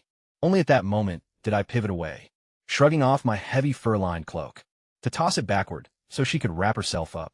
She bundled up swiftly, and formally introduced herself as Yi Jinlian, the daughter of late Governor Yi Fan Hailing from Qing Province, who served as a high-ranking imperial official. She recognized my identity from overhearing the outlaws discussing their covert mission to eliminate the useless prince. Down on the road, her backstory unspooled like a total disaster. An imperial summons had ordered her father back to the capital, though midway through the journey, he sensed something deeply suspicious about his military escort, and dismissed them all, pushing forward with just a small squad of personal guards, only to be ambushed at Tiger Mount, the exact same bandit den Old Ghost had just warned me about, where everyone was slaughtered except for Jinlian, whom the outlaws chose to spare alive, solely because they planned to violate her body. Before ending her life, she was already stripped and moments away from violation, when a lethal crew of black-clad assassins stormed the fortress, and wiped out every single bandit inside. A woman commanded them, and from her vivid description, I instantly realized it was the baby-faced second holy messenger I had already executed in the pine forest. That cold assassin had ultimately spared Jillian's life, driven by some bizarre flash of mercy. That singular determination was literally the only thing keeping this girl breathing. Yet her bitter luck refused to catch a break. Half frozen and starving, she had just slipped away from Tiger Mountain, only to stumble headfirst into Two Dragon Mountain's turf, where captivity found her all over again, stripped bare for the second time, and seconds away from being violated once more. She bitingly demanded of me upon my arrival whether pure lust genuinely drove every single man on earth. To that I replied that my words could only account for the specific bandit she'd met, rather than the entire male species. Dropping to her knees, she expressed profound gratitude for her rescue, while her heavy cloak shifted enough to expose smooth skin, which she apparently no longer cared to shield. Rising up, I told her to get on her feet because saving people wasn't my mission. Slaughtering bandits was the objective, making her rescue a total fluke. Conversations shifted immediately to my previous declaration outside, specifically my vow to teach every outlaw on this highway a harsh lesson regarding the brutal consequences of preying on helpless victims. A fierce fire suddenly ignited in her eyes as she desperately begged to accompany me toward Huang Province to help deliver that exact message. With her entire family brutally murdered, she possessed literally nothing left in the world, leaving a single oath as her sole reason for living. Witnessing the total eradication of every single bandit alive, my refusal was swift and flat, given that she was the daughter of a high-ranking second-tier imperial official. Despite her father's tragic demise, substantial family estates and influential connections remained in the capital. If news ever leaked out that a young, aristocratic lady had trailed me alone to my personal domain, imperial authorities would automatically assume I had abducted her for my own pleasure, and that messy scandal would completely ruin us both. When the topic drifted to the mysterious woman who had originally saved her back at Tiger Mountain, turning out to be the exact assassin I terminated near Pine Forest, she fell completely silent for a quiet moment, before remarking quietly that since that woman died while trying to assassinate a royal prince, her fatal fate was entirely self-inflicted. Her only request now was permission to recover the corpse and provide a proper burial, thereby settling the personal debt of having her own life spared. While I acknowledged her honorable reasoning, she decided to try one final tactic, letting my cloak slide down while offering her own virginity as ultimate payment for saving her life. Zhang Jia's eyes widened to the size of saucers as she fiercely snapped at Jean Lian to maintain some basic dignity, and firmly declared that her master wasn't the kind of guy random strangers could just throw themselves at. A wave of hot blood pounded furiously through my head, yet I calmly stepped forward, scooped up the fallen cloak, and draped it over Julian's trembling shoulders with my own hands. I sternly informed her that I refused to let anyone brand me as a predatory monster who ruthlessly exploits a vulnerable and desperate woman. Lowering her gaze in defeat, she softly asked if I considered her body completely ruined, merely because bandit eyes had seen it. My immediate answer was negative, though I awkwardly blurted out right after that her form was actually stunning, which instantly earned me a lethal death glare from Zhang Jia and caused a deep, burning blush to flood Jillian's cheeks. Lifting her chin defiantly, she then announced that since I had already seen her completely naked, she could never possibly marry another soul, at least not by the rigid standards of this era. Her proposal was to serve as my eyes and ears down in the capital, functioning essentially as an intelligence operative. She intended to relay court gossip straight back to me, all the way out here in remote Huang Province. Honestly, that actually made a lot of tactical sense. Having a dependable ally planted deep within the capital was a major asset, yet I wasn't quite ready to fully lock myself into that deal just yet. Brushing it off, I told her we would revisit the topic later, before pivoting away to head up toward the bandit stronghold perched above. Quickly throwing on some garments looted straight from the cabin, she scrambled right behind me up the steep mountain trail. Every single step of the way, Zhong Jiao kept giving her the absolute death glare. The two of them trailed closely in my footsteps, marching onward toward whatever lurked at the summit of Two Dragons Mountain. Yi Jilian tagged along behind both me and Zhang Jiao, as we navigated the treacherous, narrow path, locally known as One-Line Sky. It was a terrifying route barely wide enough for a single human being, flanked by yawning, sheer precipices dropping off on either side. Wrapped in oversized stolen bandit rags and my heavy fur cloak, she stumbled frequently, yet she stubbornly refused to let herself fall behind. Gotta hand it to her, I low-key respected that grit. She had fully anticipated that we'd have to scrap our way upward, past waves of armed guards, turning the entire mountainside trail crimson with combat. Instead, every single guard post we marched past sat in eerie, total silence. Bandit sentries were slumped lifelessly at their posts, each one taken out cleanly by a single, hyper-precise slit to the throat. Their pooling blood was already freezing fast in the fresh snow. Neither I nor Zhang Jiu batted an eye at the carnage. Jinlian, however, suddenly realized my elite hidden sword teens had stealthily advanced ahead of us, moving like silent, ghost-like angels of death, to sweep the entire mountain clean, without triggering so much as a single alarm. The heavy blizzard outside was actively burying all the evidence, dropping soft white flakes over the fresh corpses and bloodstains, as if Mother Nature herself were pitching in to scrub our tracks clean. What proved even more deeply disturbing for Jinlian was the grisly sight of the 9 frozen bodies from the halfway station. Those massacred villagers, including the helpless infant, which had somehow been carted all the way up to the icy peak, and left standing rigidly upright in the snowdrifts, right outside the fortified gates of the bandit compound. Her brain simply couldn't process how anyone could have hauled them up those impossible vertical cliffs with such lightning speed and absolute silence. Sprawled across the jagged mountain crest sat the sprawling bandit fortress, fortified by crude, weathered wooden ramparts that crammed in dozens of ramshackle wooden huts, anchored by a massive central structure proudly labeled the Hall of Righteousness, a joke that instantly drew a freezing, sarcastic laugh from my lips. The sheer audacity of these wild animals calling themselves righteous was rich. Raucous sounds of heavy drinking and celebratory cheering echoed from within. A scoundrel known as the Third Holy Messenger, yet another top-tier assassin commander working for the Crown Prince, was lounging squarely in the chieftain's seat, getting completely hammered with the syndicate.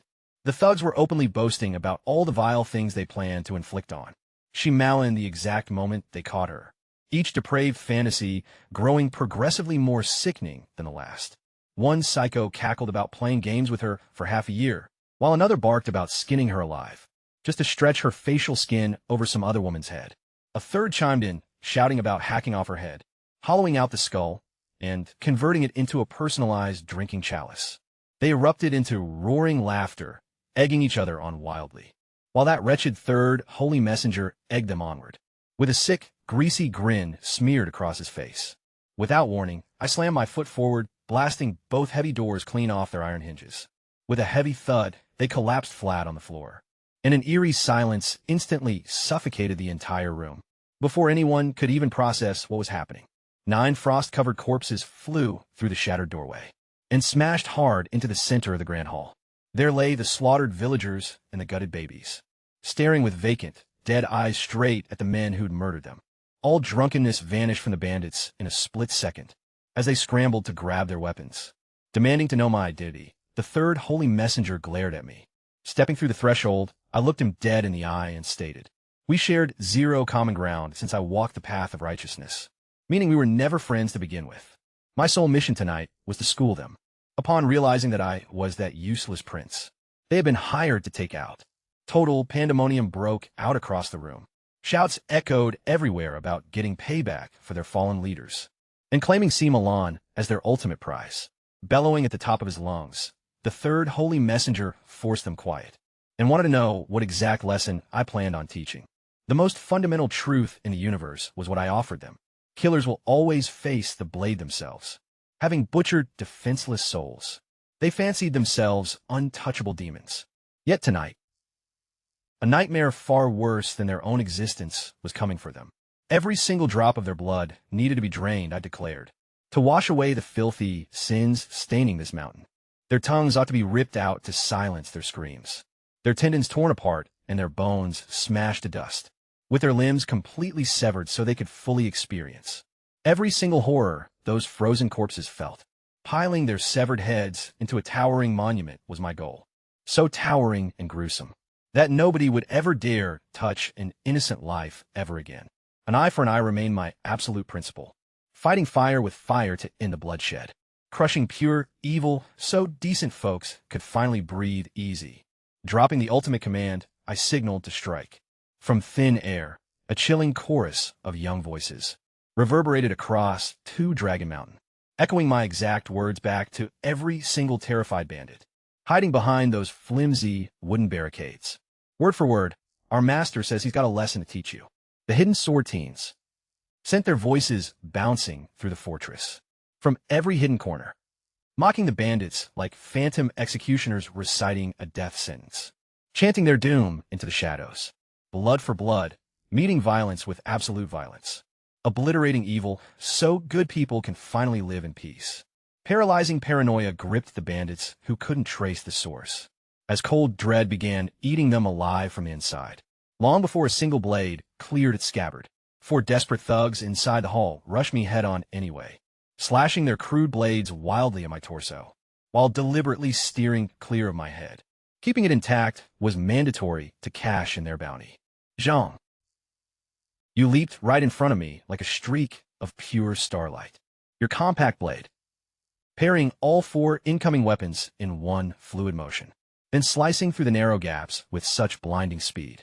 It fused into a single continuous flash, for throats slashed wide open as their lifeless bodies hit the ground, falling even before the arterial spray had time to arc through the air. She stood merely 14 years of age, having just executed for grown men, in the literal blink of an eye. Standing right behind me, Yijinlian took everything in with absolute shock and wide eyes. I heard her whispering that if being a complete fool meant standing fearlessly before hundreds of killers and speaking truth about justice, then she wished every single guy on earth was that kind of fool. She repeated my words like a sacred prayer. Blood for blood, let the good people live. And said they echoed everything she'd been screaming inside since her family was murdered. Suddenly the roof blew open and my hidden sword.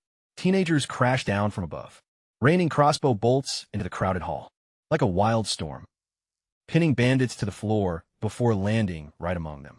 With drawn swords they'd climbed the exterior walls, positioning themselves on the rooftop in total silence, and struck from a blind spot where nobody was looking. The slaughter was ruthless and systematically executed. Left hands fired the crossbows to clear a landing zone, while right hands drew the blades, the instant their feet touched ground. And then the slashing began. Strict orders had been given by me, because I wanted these lowlifes to experience everything they'd inflicted on their victims. Severed limbs and broken bodies, sharing the exact agony those frozen villagers and that gutted baby had felt in their dying seconds. My commands were carried out by the teenagers, with icy precision, dismembering every single bandit they could reach, while chanting fragments of my words. When desperados begged for mercy, screaming they'd never kill again, the teenagers replied that my master said their very existence was an insult to every innocent soul they'd slaughtered.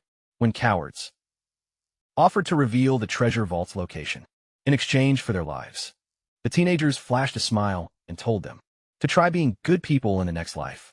The floor of the Hall of Righteousness turned into an ankle-deep lake of blood, with severed arms and legs floating like driftwood. 300 bandits were reduced to screaming stumps, or silent corpses within minutes, moving through the chaos like absolute demons, straight out of a Hell's Cave painting, drenched in crimson from head to toe. They coordinated their attacks in tight groups that completely isolated and overwhelmed every pocket of resistance.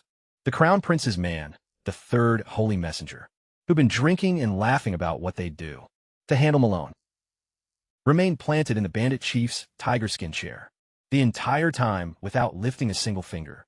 He watched his disposable allies get wiped out one by one, simply calculating and waiting for the teenagers to burn through their freshly acquired internal energy. Operating as a peak second-tier martial artist, he was vastly stronger than any of my hidden sword warriors on an individual level, and he knew that newly awakened cultivators, with their inner energy completely drained, those shallow reserves left them totally vulnerable. While everyone else stood frozen and powerless, he would swoop in to finish me off. The exact moment the final bandit stopped twitching, He realized his strategy had paid off big time. My people were completely burnt out, he bluntly informed me, having exhausted every last ounce of their true chi. Now, according to him, it was finally my turn to bite the dust. Springing off his chair with sudden momentum, he lunged forward like a diving hawk with his sword fully extended. A blazing aura of chi surrounded him, soaring right over the heads of my exhausted teenagers to come straight for me. Splatters of crimson blood surged upward from the floorboards. Under the sheer force of his brutal leap, he was low-key bragging about the 10,000 gold taels my severed head was apparently worth, boasting that I'd be the very first prince he ever took down. Suddenly, something super weird went down, because amidst the frozen corpses still standing in the hall, those two innocent kids, the tiny baby and the little girl, whose chests had been ruthlessly ripped open, slowly blinked their eyes shut. The agonizing expressions on their faces finally smoothed out into deep peace, looking almost like they knew payback had finally arrived. Charging straight at me came the third holy messenger, swooping like a deadly hawk, with his razor-sharp blade aimed dead between my eyes. My hidden sword teenagers were completely unable to step in and help, since the brutal massacre had drained every drip of their internal energy. They didn't even bother turning around to look, choosing instead to stare intensely at something lurking right behind the hall's back wall. They raised their heavy crossbows toward the shadows, making it obvious they'd already sniffed out the real threat. Expecting Zhang Jia all along, she threw herself right between my chest and the incoming blade. Her bravery was off the charts, but she was totally outmatched, being a freshly minted third-tier warrior facing a peak second-tier killer. His sword shattered hers instantly upon impact, sending her frail body flying backward through the chilly air. A mouthful of blood sprayed from her lips before she even hit the floor, yet she managed to buy me that crucial split second I desperately needed. Stopping just a hair's breadth away, his blade hovered right over my forehead, and I could physically feel the scorching chi searing my skin. Convinced he'd already secured massive wealth, women, and ultimate glory, he believed it was all within a single thrust. Then a wave of absolute confusion washed across his features. Why on earth wasn't his lethal sword moving forward anymore? Glancing downward in shock, he saw my bare palms locked tightly around his blade, freezing it completely in its tracks. No fancy internal energy was used, just raw, unadulterated muscle strength, squeezing the cold steel so hard it couldn't budge an inch. What completely slipped past his radar, however, was the tiny silver needle I'd already slipped into his lower abdomen. Buried 3 inches below his navel, it pierced straight into his dantian, the central reservoir where all human internal energy pools together. His chi instantly scattered like water gushing from shattered ceramic jar. His grip instantly went limp, his physique turned dead weight, and he collapsed hard onto his knees, like a marionette with its strings suddenly cut, yanking his very own weapon right out of his weakened fingers. I hacked off his left hand without hesitation, then his right hand, and finally both legs. He shrieked in absolute agony the entire time, every single scream sounding more desperate than the previous one, until he was reduced to a helpless, limbless torso, thrashing around in the bloody lake right next to those bandits. He had stubbornly refused to help before finally passing out from the pain. A blood-curdling shriek ripped from his throat, dropping a massive clue that totally validated my gut feeling. Shouting out toward the peak, the grand overlord of 2 Dragon Mountain, he begged desperately for someone to step in and save him, while throwing out a frantic threat that his older sister would hunt them all down if he bought it right here. Without missing a beat, Zhang ordered his squad to open fire on the wooden partition, situated dead behind the throne. Heavy crossbow bolts punched straight through the thick planks, eliciting a sharp grunt of pain from someone lurking on the flip side. With a sudden blast, the wall blew outward, unveiling a secret chamber that matched the main hall in sheer scale. Perched on a colossal bed while decked out in full military gear, an iron helmet, heavy chainmail, and a long spear sat a towering giant of a man, stretching over 2 meters tall with sharp hawk eyebrows and cold wolf eyes. Standing before us was Commander Zhuoyan, a high-ranking military officer, pulled straight from the Crown Prince's Eastern Palace, acting as the true mastermind pulling the strings behind 2 Dragon Mountain. The local bandits had simply been his convenient front all along. Every single robbery and murder was part of his personal operation, and the Crown Prince himself stood as the one, ultimately holding the blame. For every frozen corpse left dangling from those haunting trees, Zhuiyan's troops aggressively tore down the remaining walls and roof, using heavy grappling hooks, leaving all of us completely exposed beneath the freezing open sky. Fully armored archers suddenly emerged from the deep snowdrifts, encircling the demolished structure, with deadly arrows nocked and pointed right at me from every imaginable angle, alongside my completely exhausted teenagers. This was clearly a lethal, professional military formation, not some ragtag bunch of bandits or random assassins, but elite, battle-hardened Imperial soldiers. The mountain fortress, the sudden valley ambush by outlaws, and the silver-tier assassins striking on the open road, all turned out to be carefully calculated layers of a massive trap, meticulously designed to drain my forces down to nothing, before this final, inescapable kill box slammed shut around me. Bragging with a smug grin, Zhuiyan claimed his nickname in the military was the Butcher, and boasted about how he collected human skin as sick trophies. He made sure to add that mine would easily become his absolute favorite piece. He held off on giving the order to fire simply because his own greed got the best of him, desperate to get his hands on the legendary treasure left by the former Qing dynasty, which the mysterious Hidden Dragon Society was sworn to protect. He demanded that I cough up its exact coordinates, promising a swift and painless death in return. Keeping a cool facade, I kept stepping forward through the ankle-deep blood, with a smirk, and casually asked if he was truly that confident about taking me down. Letting out a harsh laugh, he started listing off the brutal reality. My warriors were completely burnt out. Sima Lan was stranded miles away guarding the supply convoy, and absolutely no backup was heading our way, comparing me to a helpless turtle trapped inside a tiny jar. He insisted that even if I screamed until my vocal cords shredded, help would never arrive. Pressing the issue one more time, he demanded to know where the stash was hidden. Zhuiyan kept hounding me about a mythical, long-lost treasure trove, allegedly left behind ages ago by the fallen Qing dynasty. A fortune so absurdly massive that whoever managed to grab it could easily conquer the entire continent, far beyond just the borders of the Xia Empire. Right then, he dropped a major revelation that completely cleared up my confusion, uncovering the real reason my old man kept my mother breathing. All those years wasn't just because of her stunning looks. It came down to a firm belief he held. Where this hidden treasure was kept was clear to her, while for ages he had been low-key, trying to pry that secret out of her head. For 16 years, my so-called tainted bloodline, which everyone claimed was why he wanted me dead, was actually put up with by him, solely because of this exact treasure. Every single puzzle piece about my survival suddenly clicked together inside my mind. I told Swan straight up that I honestly knew nothing about any treasure, yet he refused to buy it, and commanded his archers to get ready to fire. Right then, arrows started raining down, from a completely unexpected angle, skipping his men and coming straight from the sky.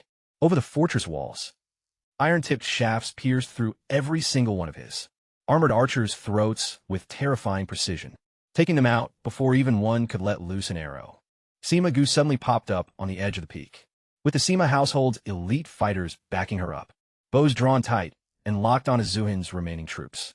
She reported coolly that my instructions had been fully followed. The traitors inside our squad had already been wiped out. Zuhin's hidden lookouts and scouts circling the mountain had been taken care of, and the whole road was locked down. An attempt was made by someone to dispatch a pigeon message back to the capital, but her crew took down the messenger, shot the bird out of the air, and roasted it for my dinner. Su Yin turned completely pale as everything he built, the layered trap with bandits as the outer shell, assassins as the middle layer, and his armored soldiers delivering the final blow, was completely anticipated and dismantled piece by piece. He tried to save his own skin by dropping to his knees and offering to switch sides, swearing eternal loyalty to me if I spared his life. Only minutes ago, he had been promising to skin me alive for his personal collection, yet now he was dismissing his own words as total BS. I turned to my hidden sword teenagers and asked what they thought, prompting Zhong Yi to call him a disloyal, spineless worm, while Zhang Jia spat out that anyone who betrays one master will just do it again. Without a second thought, I agreed with both of them, and told everyone present to take note of this lesson. A person lacking honor is like a rabid dog that will eventually turn on its own master. To let him live would render my promise. To avenge the innocent people of Two Dragon Mountain meaningless. Scumbags like him simply had to be executed. No exceptions. His personal bodyguards heard my verdict, and quietly backed away from him, pulling their shields aside and leaving him totally exposed. Zwan totally lost his mind, screaming that they were just as guilty as he was, and started hacking down his own soldiers with his saber as his formation fell apart into pure chaos. I gave the green light for Sima Gu's warriors to attack, and my hidden sword. Teenagers unleashed absolute hell on them. Every single leftover crossbow bolt rained down heavily on the collapsing military formation. The iron armor saved a few of them from instant death, yet the volley completely shattered their ranks and wiped out half of them before our ammo ran dry. Zwan rallied his remaining survivors and charged desperately toward the mountain path, bailing out as fast as he could, and I let them go. All their chi had totally burned out on my kids during the previous skirmish, right back in the earlier battle. Forcing a trapped squad into a final showdown would waste lives I seriously couldn't afford to lose. The core rule was laid out clearly to my people. A cornered hound will fight to the very death, whereas a running dog just keeps on booking it. Breaking apart, we cleared out a wide corridor and let Zwan and his crew hustle right past us toward the mountain trail. Then we trailed them at a comfortable distance, with Sima G's squad doing the exact same thing. Catching sight of the clear path ahead, Zwan let out a huge sigh of relief, telling his soldiers they'd survive if they just kept sprinting, convinced that the useless prince didn't have the guts to take them on head-on.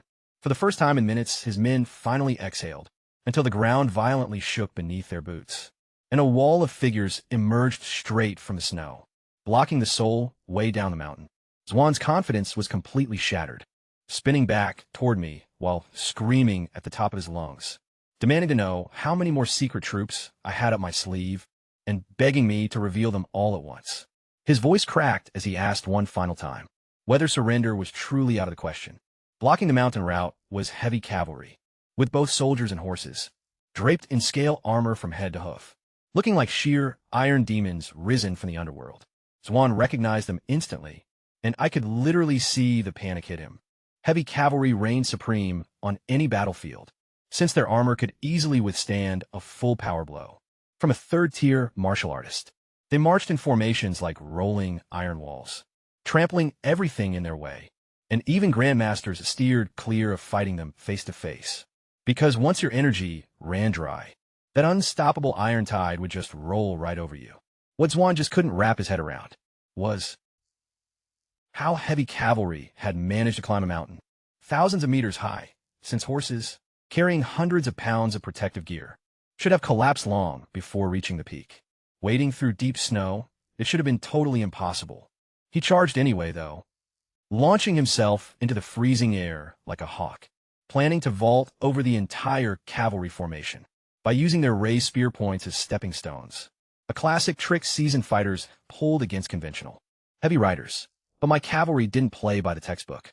Instead of holding their lances up high, they yanked short crossbows from their waistbands and pumped 40 bolts straight into him, while he hung suspended in the sky with zero room to dodge. That exact lesson was drilled into them on the road. An airborne opponent has no footing whatsoever, no leverage, and no way to shift direction midair. They're literally just a sitting duck, meaning you shoot them and they drop. Zwan crashed down hard like a bird riddled with arrows, bleeding profusely from dozens of wounds. During his final moments, he owned up to the fact that he used to be a legit soldier, earning his rank through actual combat, only for pure greed and the Crown Prince's empty promises to turn him into an absolute monster. He whispered his final, desperate query about whether redemption was completely out of reach. Giving it to him straight, I said yep. If he was chasing pure absolution, track down every single soul he'd ever wasted, and start begging them across the veil. With his dying breath, he promised that a second chance at life would mean doing things totally differently. Right before going completely still, Lu Shu dropped the command, sending the heavily armored cavalry hurtling forward.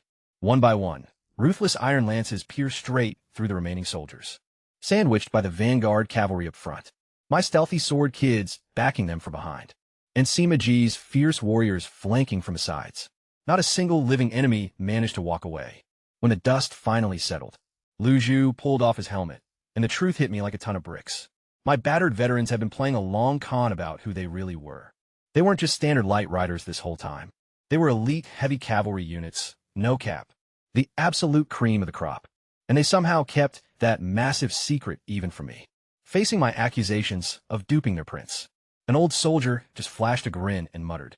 It didn't make a damn difference whether they rode light or heavy gear. They were my ride-or-die troops either way. Honestly, I couldn't even argue with that logic.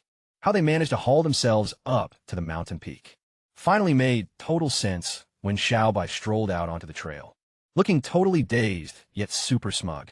The 5 allied blacksmith clans who had just joined our ranks brought along 50 full sets of heavy armor as a massive welcome gift, having crafted imperial-grade military equipment for years. They smuggled those exact sets out when escaping the capital. The moment my veterans laid eyes on that armor, their faces lit right up, and they geared up as heavy riders right then and there, operating entirely on their own initiative. Xiaobai had dragged that heavy gear up the mountain using makeshift snow sleds. A brilliant concept I just brainstormed the previous night, over at Peach Blossom Fortress, by ripping the wheels off a cart and swapping them out with ultra-smooth wooden runners. That one genius hack completely shifted the game for how we navigated through heavy snowdrifts, and it was going to dramatically cut down our transit time heading down to Hunan province. Xiaobai swept his gaze over the wrecked bandit compound, with stars in his eyes, before blurting out the question on everybody's mind. Where was the hidden stash and just how much loot was inside? Sima Gu walked over to bid me farewell once the skirmish ended, explaining that Sima Lan had commanded all her guards to retreat back and secure the supply convoy the absolute second the shooting stopped, offering to split the newly won spoils with them. I tried to insist, but Sima Gu just smiled and shot it down, saying her brilliant mistress had called it, knowing I'd instinctively try to do that exact thing.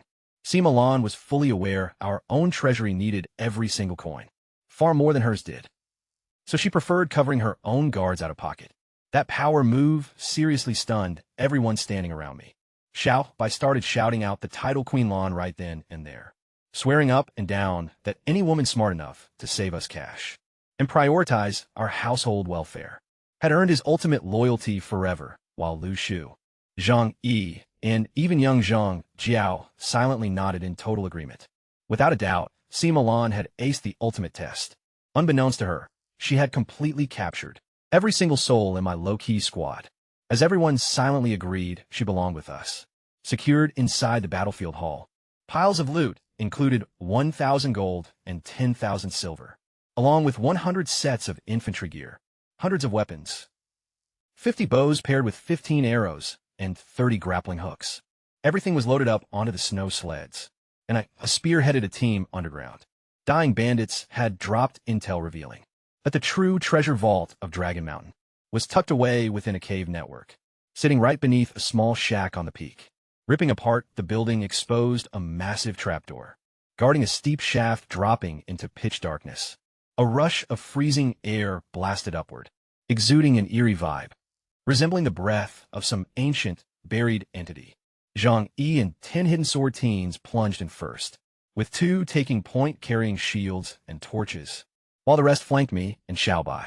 A man-made tunnel formed the entrance, featuring stone steps spiraling downward, though after 30 meters, it opened into a natural limestone cavern, boasting 10-meter-high ceilings, where stalactites glittered under the firelight. The bandits had simply punched a hole straight down from the surface, hooking it up to this pre-existing cave system. Zhang Yi noted that any poisonous creatures had already been wiped out, yet warned us about potential traps ahead. Donning special cloaks, he and the teenagers melted into the cavern shadows like ghosts. Their hidden sword concealment technique worked even better in total blackness than it did amidst the snow. I pressed forward with only Zhong Jiao, Xiaobai, and 2 torch-bearing guards visible around me. Leveling out after another 100 meters, the dry ground became littered with scattered limestone. I could sense we were getting close. Natural light materialized ahead around a final bend, signaling another exit leading outside, along with dead bandits sprawled on the ground, and the undeniable reek of fresh blood. Suddenly, terrified screams echoed out, belonging to at least a dozen young women, pleading for rescue from deeper inside the cave. Tugging on my sleeve, Zhongjiu asked if this could be another trap. Folktales about female cave monsters came to her mind, creatures pretending to be helpless victims, to lure men in and devour them. She wondered whether the bandits' cruel nature stemmed from having their hearts eaten, by such beasts. Admitting I wasn't sure what awaited us, I urged our group to pick up the pace. I told Zhongjiao that true monsters do not exist in this world. Only people letting darkness consume their hearts, until they turn worse than any storybook demon. Quietly nodding, she tucked that lesson away. We pushed deeper into the cavern, and as the path widened, Zhang Yi darted ahead to cut down the remaining bandit guards. Before I even rounded the corner even before my boots pivoted around the jagged stone bend, she called back, sounding almost disappointed. Her voice echoed back, dripping with a low-key vibe of disappointment. No monsters, just men. No beasts out here, just straight-up men. The cavern was enormous, 30 meters high, sprawling upward into a massive 30-meter high dome. The cavern was huge, with natural light, flooded by ambient daylight, streaming in from an opening that LED to a sheer pouring through a gaping fracture that dropped off into a sheer cliff face vertical cliff face. The cave's true entrance, hidden from the world, the secret entrance of the grotto, remained completely concealed from the outside world. Inside were two iron cages, two heavy iron cages sat tucked away within the gloom. The first held 10 young women in thin silk garments, where the first enclosure held 10 young women clad in flimsy, translucent silk garments. Barely clothed, beautiful, painfully undressed, yet strikingly gorgeous.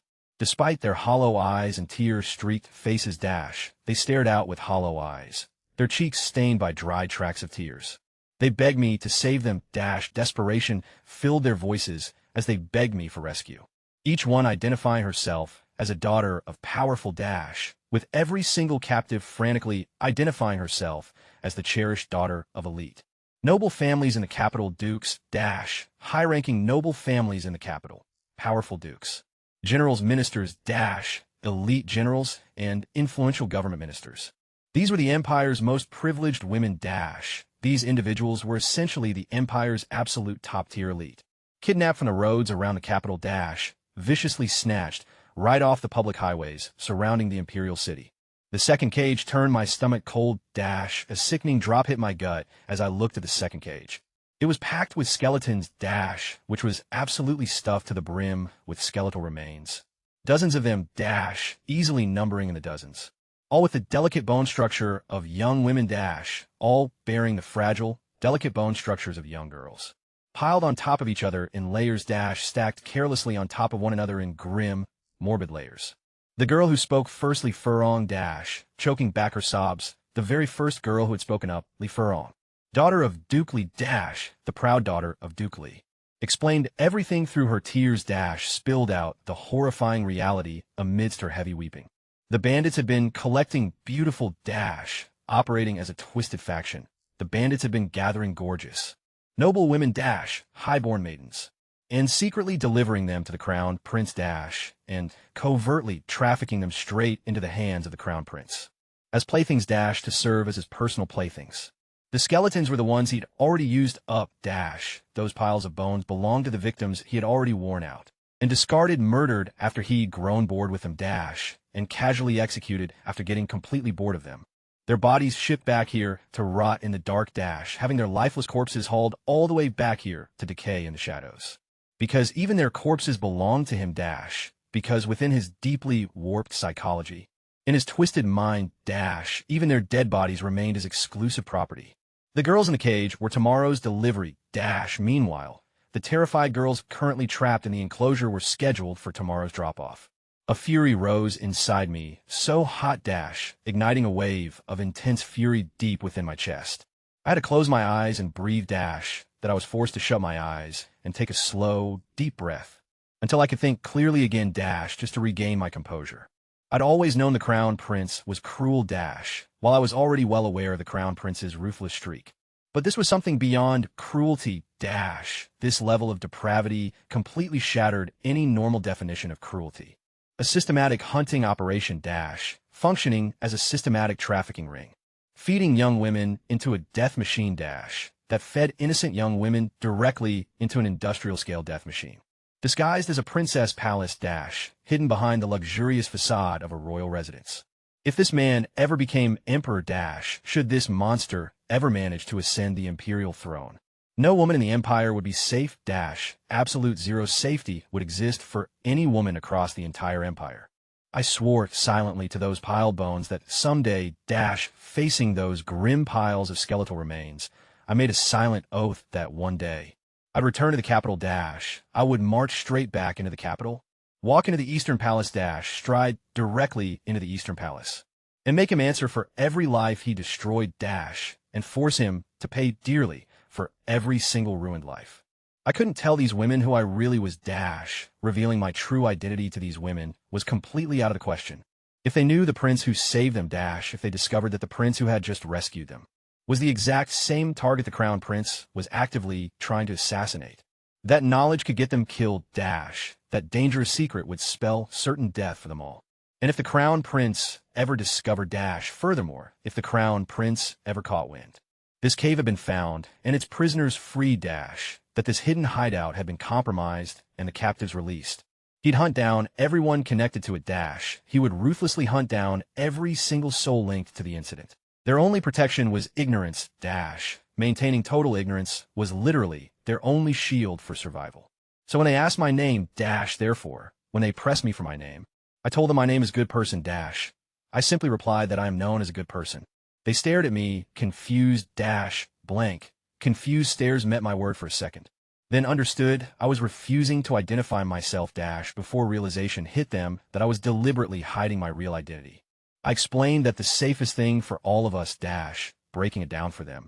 I stressed that the most secure path forward for everyone was mutual amnesia. They needed to forget my face, relied on total collective amnesia. They had to wipe my face from their memory. Forget this cave, erase this wretched cave.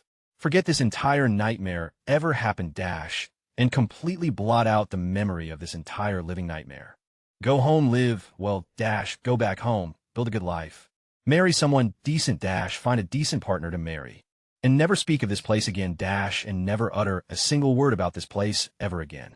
I forget I ever saw them too, as for me, I pretend I never laid eyes on them either. Should our paths cross amidst the bustling capital streets, we'd totally ghost each other like total strangers someday. Leaving agony behind was the sole way to truly break free from it. Completely, while my actual motive for holding back was way simpler.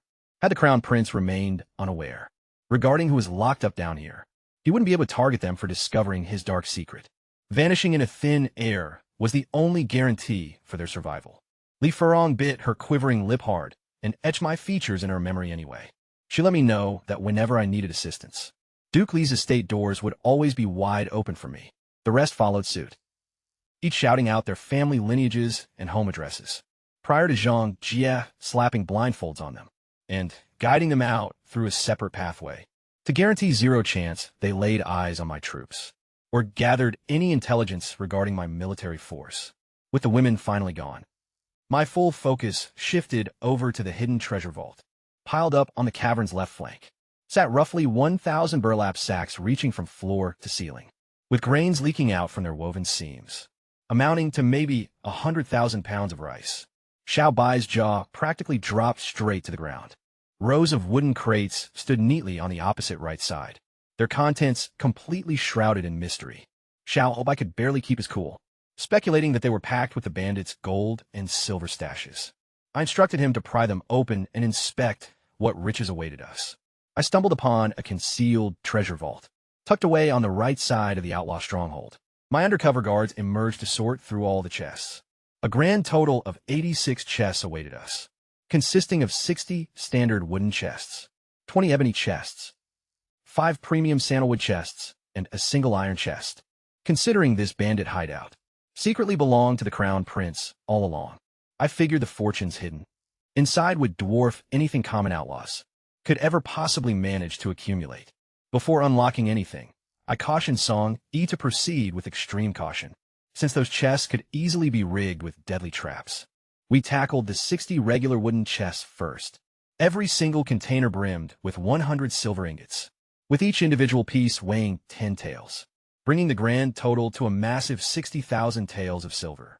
Xiao Bai was super stoked, because the silver lacked any official government stamps, meaning we were totally free to spend or liquidate it anytime.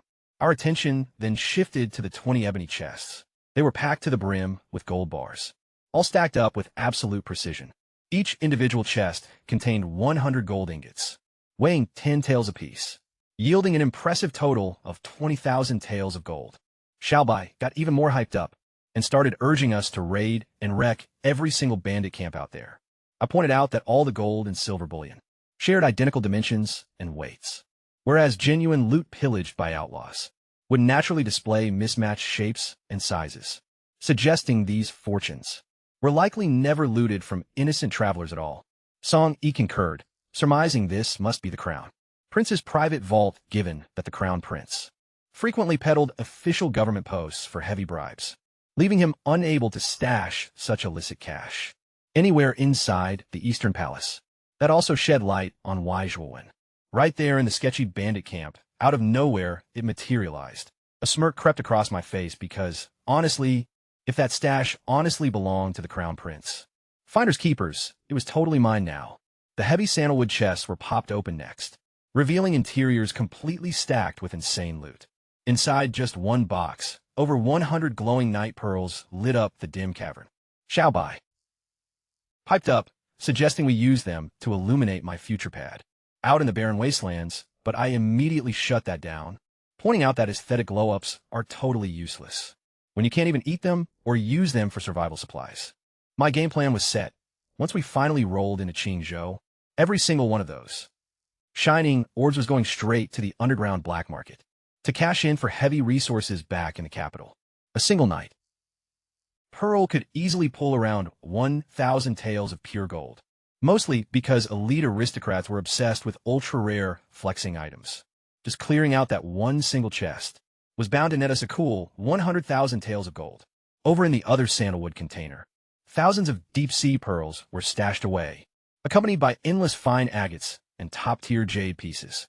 When you added all that luxury hardware together, the total valuation sat around 1.5 million taels of silver, making it an utterly mind-blowing net worth. I couldn't help letting my mind wander, thinking how the crown prince would probably pop a blood vessel and flip out completely if he found out I had just looted his secret vault. Only the heavy iron chest was left sitting there, and because it was completely one of a kind, everyone assumed it held something game-changingly epic. He kept his guard all the way up while carefully slicing through the padlock. The exact split second, he flung the heavy lid wide open. A trio of poisoned bolts launched straight at his chest. Thanks to the heads-up I had given him beforehand, he had covertly strapped a solid iron plate beneath his tunic. The projectiles slammed into the metal shield with a sharp metallic clang, before dropping harmlessly down onto the stone floor. A collective wave of relief washed over everyone seeing he was okay. Peering down into the depths of the iron chest, Song Yi's confident grin completely vanished, replaced by a look of sheer disbelief. Without missing a beat, he ordered everyone else, apart from Song Jia, to scram and lock down both cave exits. Then, with a respectful nod, he motioned for me to approach solo, explaining that whatever was sitting inside that final iron box was way too heavy-duty to be brandished in public or put on display for the squad. I stepped forward, dying of curiosity over what could possibly rattle someone as unflappable and fearless as Song Yi to that degree. The chapter cut to black, right before the contents of that final chest were exposed to the light.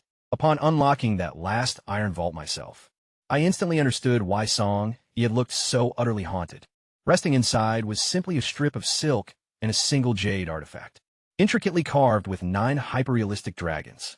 My breath hitched the second my eyes landed on it, because it was the absolute spitting image of a legendary national relic I had previously only read about in ancient history tomes. Flipping it over, I spotted the 8 archaic characters etched into the base, matching the folklore descriptions to AT. Even so, doubt crept in. Was this the genuine legendary artifact, or just another high-level counterfeit? After all, countless replicas have been forged throughout the centuries, while the authentic masterpiece had vanished ages ago. With meticulous care, I wrapped the ancient jade back up in the silk and handed it right over to Song Yi, with strict orders to protect it until we could verify its true authenticity. Everyone was also told by me to drop the jade from their minds for the time being and keep quiet about it. Out of nowhere, Song piped up to ask if the crown prince had any clue this treasure was stashed here. My guess was probably not, because even though a separate iron chest held it, it had been tossed aside carelessly, devoid of any proper safeguards. Whoever dropped it in that spot, I figured, must have been just as clueless about its real value.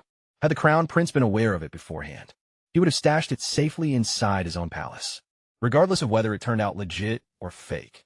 Even so, a plan was made by me to test the Crown Prince at a later date, so the truth would finally come out. All the loot and supplies were then ordered to be cleared out of the cave under my command. So much grain was stacked up inside that a single trip wasn't going to cut it, leading me to decide on making several runs back and forth before burning this entire bandit hideout to ashes. As an hour ticked by, we laid the poor, innocent victims we discovered to rest, which included the young women who had perished inside iron cages. Wine was poured across their dirt graves by my hands, as a promise was made that justice had already been served by wiping out those cutthroats, though I also vowed that, even though the true mastermind hiding behind these atrocities, the Crown Prince, still held massive power, a day would come when he'd pay the price too. Before long, billows of thick black smoke billowed over Two Dragon Mountain as the fortress went up in flames. That legendary lair of outlaws, which had terrorized the region for over a decade, was finally wiped off the map down at the mountain base, where a grim mound was constructed from the dead bandit skulls. With the assistance of Su-un and his troops, flexing my victory wasn't the goal here at all. Rather, it was meant to serve as a wake-up call for every criminal in the Empire. Right beside that grotesque pile stood a towering wooden sign, spelling out how these thugs had ambushed travelers, slaughtered entire families, abducted women, and committed countless vile atrocities. Their camp was leveled by me, as declared on the board, because wickedness always reaps what it sows. An oath was also sworn that should any scoundrel dare prey on innocent folks again, the Prince of the Desolate Region would track them down, no matter how far they fled or how untouchable they felt. Vicious outlaws would literally have nowhere left to hide. Word traveled fast, and everyone soon found out that the Two Dragon Mountain outlaws had been single-handedly crushed by me, while an open declaration of war was launched against all evil elements. Skeptics still threw around the label Foolish Prince, though plenty of people started doubting that nickname. Righteous warriors eager to fight evil wanted an introduction, and visionary scholars driven by high ideals also grew genuinely interested in rallying behind me. While our procession pressed onward toward the desolate region, Sima Lan chimed in a question if declaring war on every single bandit was smart when it meant making so many enemies. She pointed out that countless gangs would likely join forces with the Crown Prince now. Defending my choice, I argued the risk was totally worth it, man. Watching good folks suffer just wasn't an option while evil ran wild. Cruel people were literally living their best lives freely. With a soft, knowing grin, she told me that making this solemn vow turned me into an absolute beacon of pure justice. Even though plenty of haters would come after me, a ton of legit, talented allies would also rally around my cause. They'd definitely want to ride or die right by my side. Hearing those words completely made my day, bringing me joy. It was clear she totally got what my ultimate mission was. Still, I had to keep it real with myself, knowing I had to survive all the lurking dangers first. Only then could a peaceful future with her actually happen. As we journeyed forward, I hauled heavy sacks of grain into impoverished villages myself, right along the dusty road. Those ruthless bandits had originally stolen that exact food, stripping it from the locals. Naturally, I felt it needed to go right back to them. Times were exceptionally tough during this rough season, leaving numerous households with almost nothing left to eat. The grateful villagers were ecstatic, overwhelmed with relief. News traveled fast across the region, spreading the word that I was handing out stolen bandit supplies. Before long, folks started praising me as a literal living saint. Far behind us in the distance, Hua Wujian marched onward toward Two Dragon Mountain with absolute confidence. Accompanied by Yun Igeo, Hua Wujian was entirely convinced I could never make it out alive.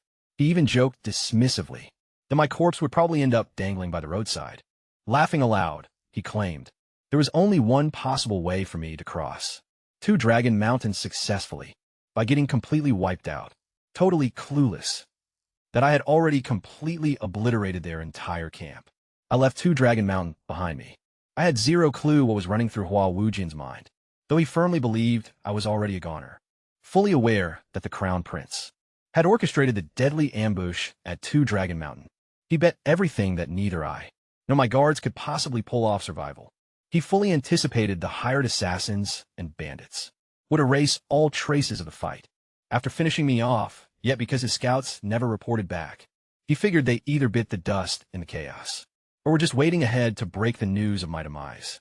In reality, every single one of them had been taken down by that mysterious woman clad in white. Consequently, status updates would never reach him, spotting thick plumes of smoke rising from the mountain peaks. Hua Wujin assumed the sinister operation went swimmingly. Soon enough, he stumbled upon the gruesome mound of heads I'd built. Initially, he joyfully thought those were the skulls of my own people. Prompted by Yun Igeo to put on a sorrowful face, he faked tears convincingly and even swore to avenge my death. Deep down, he was secretly ecstatic, planning to lie that the emperor's royal gifts had all gone up in flames during the mountain blaze. He meant to pocket the fortune himself, then eventually silence Yun Igeo to get rid of the sole witness. Everything flipped instantly. The moment they read the wooden warning sign next to the pile, they realized those heads belonged to the bandits and assassins instead of anyone from my inner circle. Stunned out of his mind, Hua Wujin tumbled straight off his horse. He simply couldn't fathom how that useless prince could pull this off, having crushed a ton of tough-as-nails foes and wiped out that legendary bandit stronghold. My all-out declaration of war against every single ruthless bandit out there totally forced him to second-guess everything he thought he knew about me.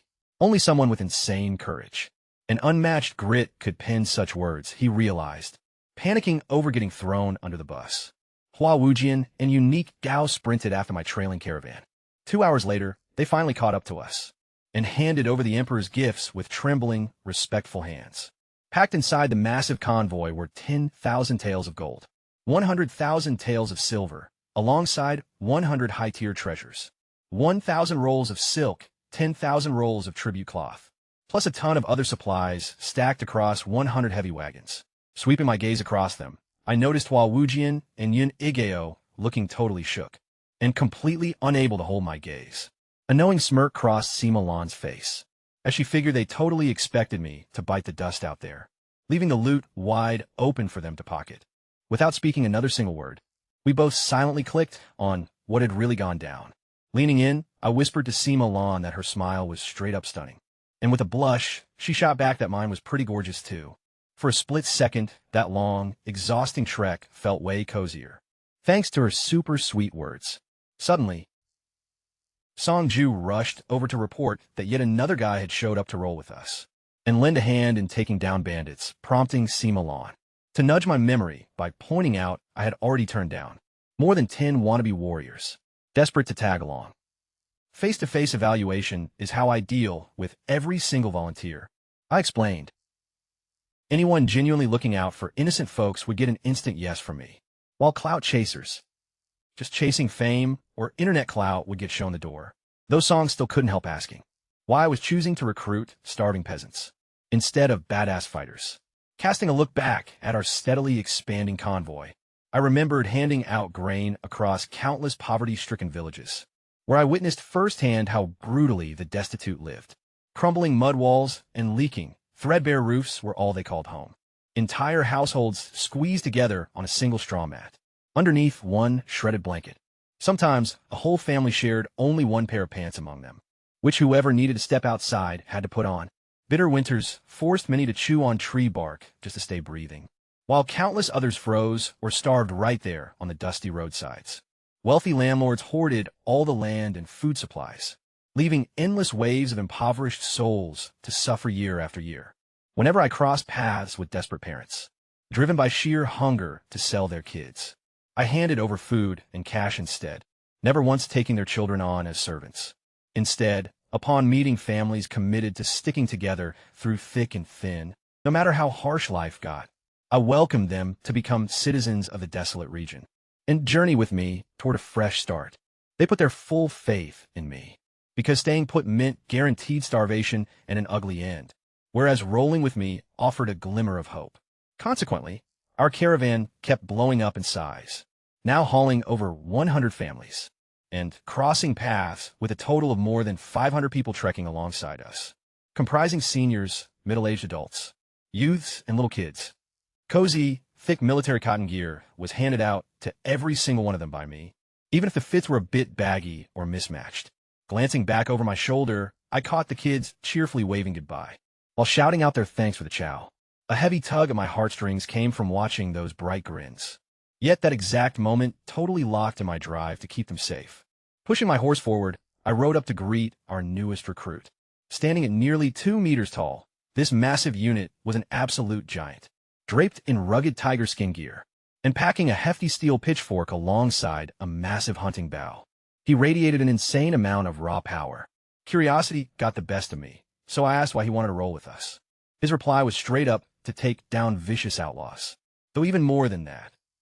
He had his sights set on crushing the Tianlin cavalry and eliminating the realm's most stunning femme fatale, convinced that pulling this off would shield the barren frontier. That wild declaration instantly grabbed my full attention. Wanting to vibe-check the true limits of Jiaoji Chang's strength, I directly questioned him about his martial tier. Everyone was caught off guard by his answer. He explained that his cultivation was seriously weird, since it naturally scaled up or down based on who he was fighting. Stepping up to weak foes meant he would tone his power way down. Facing heavy hitters, however, caused him to level up and hit harder, regardless of the adversary standing in his way. He firmly believed victory was always locked in for him. Such a bizarre statement left the whole crew low-key fascinated. Shifting his gaze over to my undercover sword guards, he dropped a bombshell by instantly calling out their mastery of the ancient, hidden sword style. He even saw right through the martial arts tier. They had gone out of their way to conceal. Feats like that were usually pulled off only by absolute grandmasters. Shaken to their core, my guards instantly started treating him with serious props. Flashing a genuine, down-to-earth grin, Zhao Ziqing assured everyone that whenever a brawl broke out, they just needed to holler for his backup, because he was never going to let them take an L. Those straightforward words quickly earned him their total friendship. Pushing the conversation further, I kept firing off questions. Zhao Ziqing mentioned that sparring with a top-tier expert would most likely end in a stalemate, though in an absolute life-or-death showdown. He felt totally confident about wiping out a first-rate master. Upon my asking about legendary grandmasters, he owned up to not being able to beat one in a fight, while adding that slipping away from them was totally doable. He also swore up and down that as long as he stayed by my side, not even a grandmaster could touch me. Right at that exact second, Song Yi strolled back into camp, having just wrapped up digging into Zhao Zichang's background. He verified that everything Zhao Ziqing had claimed was 100% facts. Sitting only a few hundred meters away, Shao Village was the place where Zhao Ziqing and his mentor had spent 6 solid years living, by foraging the peaks for game and splitting every bit of food evenly with the locals. Thanks to their efforts, nobody in the settlement had ever gone hungry, and even the notoriously ruthless twin dragons, mountain bandits, had never dared pull a raid on the village. Praising Zhao Ziqing, everyone portrayed him as a super upright and good-hearted guy, while Song Yi further shared that Zhao Ziqing's master had fathered a kid with a local widow, leaving behind a little 6-year-old girl who had literally grown up right alongside Zhao Ziqing, just like she was his own kid sister. Curious about his mentor, I decided to probe further. Zhao Ziqing dropped a bombshell, explaining that a year prior, his master had penned a farewell letter and eloped with a local widow. Though known simply as Master Gu, the old man had always kept his true identity under wraps. A wave of disappointment hit me. After all, anyone capable of shaping Zhao Ziqing into such a fighter had to be an absolute legend, and I would have loved to recruit him to my side as well. Shifting gears, I asked Zhao Ziqing if he wanted to bring his little sister along with us, out to the desolate frontier. Without missing a beat, he dropped to his knees and swore his absolute loyalty to me. Reaching down, I pulled it back up and welcomed both siblings straight into my inner circle. I gave them my word that as long as there was food on my table, neither of them would ever know hunger. Given his deep familiarity with the desolate region, I was also secretly hoping he'd be my right-hand man in developing it later on. Right after that, Zhao Ziqing pitched a single request of his own, declaring that if we ever went toe-to-toe with the Tianling army, he demanded to be the very first man charging straight into the fray. I locked eyes with him and agreed instantly, calling out to his younger sibling. Xiao Zheng, a tiny girl wrapped in a bright, colorful cotton coat, pushed herself up from the roadside grass. Fixing her wide, curious eyes on me, she studied my face and bluntly asked her brother if I was genuinely the prince who had just wiped out the bandits. Noticing I looked even younger than him, she openly wondered if I was an absolute fraud.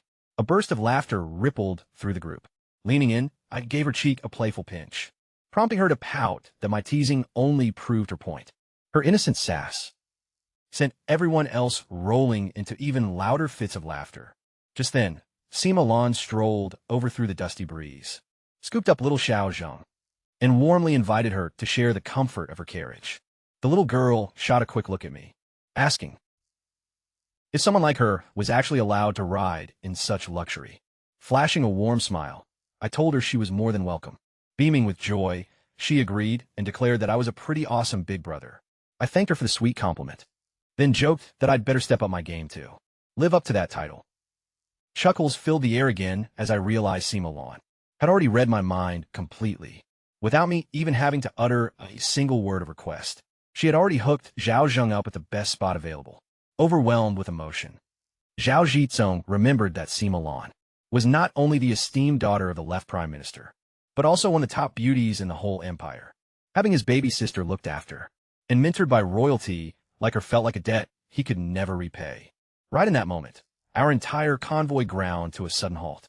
Gao Fei came galloping over on horseback, sporting a vivid, bright red handprint plastered across his face. Fuming with anger, he stammered out that a mysterious woman in black had blocked our path, slapped him silly, and taken Lu Shu hostage. Perched right on top of Lu Shu's back, she was demanding that I show up face to face, or else she'd execute him on the spot. Vaulting onto my saddle without a second thought, I barked at Xiao Zhiqing to ride out with me. Keeping pace with my horse, he sprinted effortlessly right beside me without dropping a single beat. Before long, that shadowy figure of the mysterious woman in black loomed ahead, waiting for our arrival. Pinned flat against the dirt, Lu Shu was being held down ruthlessly by a woman clad in midnight black, with her razor-sharp blade pressed hard against his neck. A chilling question left her lips about whether death terrified him. Yet with fierce pride, he fired back a hard negative. Letting out a cold laugh, she bragged that his energy points had been completely locked down, making it impossible for him to even take his own life. Snapping into action, my loyal squad surrounded her in a heartbeat, aiming an array of heavy bows, lethal crossbows, and hidden weapons right at her. Demanding to know her identity and her motives for crossing paths with me, I ordered her to instantly lift her foot off Lu Shu. Meeting my gaze, she remarked that my real-life vibe completely crushed my official portrait, identifying herself as Yao Yao. She threw out a deal to test me with a single riddle, promising to release Lu Shu if my response hit the right spot. Otherwise, she threatened to wipe out both of us and completely shatter my transport crew. It was clear to me she was the main boss running those black-clad assassins. Putting my own life on the line, I offered to trade places with Lu Shu. Total shock rippled through the crowd. Breaking down in tears, Lu Shu begged me to stay back and not move an inch closer, arguing that his skin wasn't nearly worth sacrificing mine. Cutting him off, I let everyone know they had it all wrong, stating firmly that my breath of life carried no more weight than Lu Shu's. Every single one of us holds a precious life, regardless of our humble origins. Lu Shu had been ready to face death head-on just to shield me, and every soul dwelling within the prince's manor. If he was willing to bet everything for my safety, then I owed him the exact same energy, declaring that if these people were ready to hold the line for me, I was obligated to step up and hold the line for them. A deep wave of emotion swept through my loyal followers, earning me an even higher level of respect. Instead of trying to talk me out of it, Sima Lan fully backed my call, swearing that anyone foolish enough to lay a finger on me would be hunted down to the ends of the earth. Stepping forward slowly under the dim light, I dropped a few romantic hints about destiny and crossing paths across different timelines. A soft smile crossed her face, making it glaringly obvious to everyone how close we had gotten. Consumet by jealousy, yaya moket aspidiously, and claimed she would take massive pleasure in cutting me down to avenge her fallen squad mates. Keeping my composure, I strolled right up to her face and told her to go for it, if that was what her heart desired. Without missing a beat, she thrust her sharp blade directly in my chest. Out of nowhere, Yao Yao launched a sudden sword attack against me. Pure panic gripped my people, convinced that my time on Earth was completely up. Lunging forward, my undercover bodyguards tried desperately to intercept, yet her steel was moving at an insane speed. Refusing to retreat, I held my ground and instead pushed closer, teasingly pointing out that she skipped her own riddle challenge before jumping straight to assassination mode. Screaming that she despised me, she drove her weapon straight into my upper body. Luckily, the blow slammed right into the heavy iron plate hidden beneath my garments, sending me flying backward from the sheer kinetic shock. Though I survived as her sword tip snapped cleanly in half. Internal bruising made me cough up a mouthful of dark blood. But popping a quick recovery pill had me back on my feet feeling solid. The split second, Lu's shoe broke free from constraint. My archers let loose a barrage of arrows at Yahello. Dodging them effortlessly, she pivoted and bolted straight after me. Stepping in to block her path, my rookie guards were instantly swatted away with a single casual sweep. Smirking under the dim light, she boasted that a top-tier martial artist could easily crush thousands of ordinary fighters. Then, charging forward recklessly, she launched an assault on Xiao Zicheng, dismissing him as a mere, unassuming hunter. Boy, was she dead wrong. With a heavy thud, Xiao deflected her strike using his iron staff. Turns out, his brute strength and inner power totally eclipsed hers. The second she tried to snatch his weapon away, her palm got scorched by his surging, blazing energy. Before she could even catch her breath, Xiao viciously brought his second iron staff down toward her skull. Only then did it finally hit Yahello that she had walked right in my trap. Memories flashed of how every single mission targeting me had completely tanked. She never figured out who kept wiping out her crew, since the crime scenes were always spotless, leading her to mistakenly point fingers at the powerful Sima family instead. To make matters worse, she kept getting stonewalled by that mysterious woman in white who loved messing up her plans. Time and time again, her forces were completely decimated. Nursing her wounds, she was absolutely fuming with rage. She had camped out here solely to lure me into the open and take me out in one swift blow.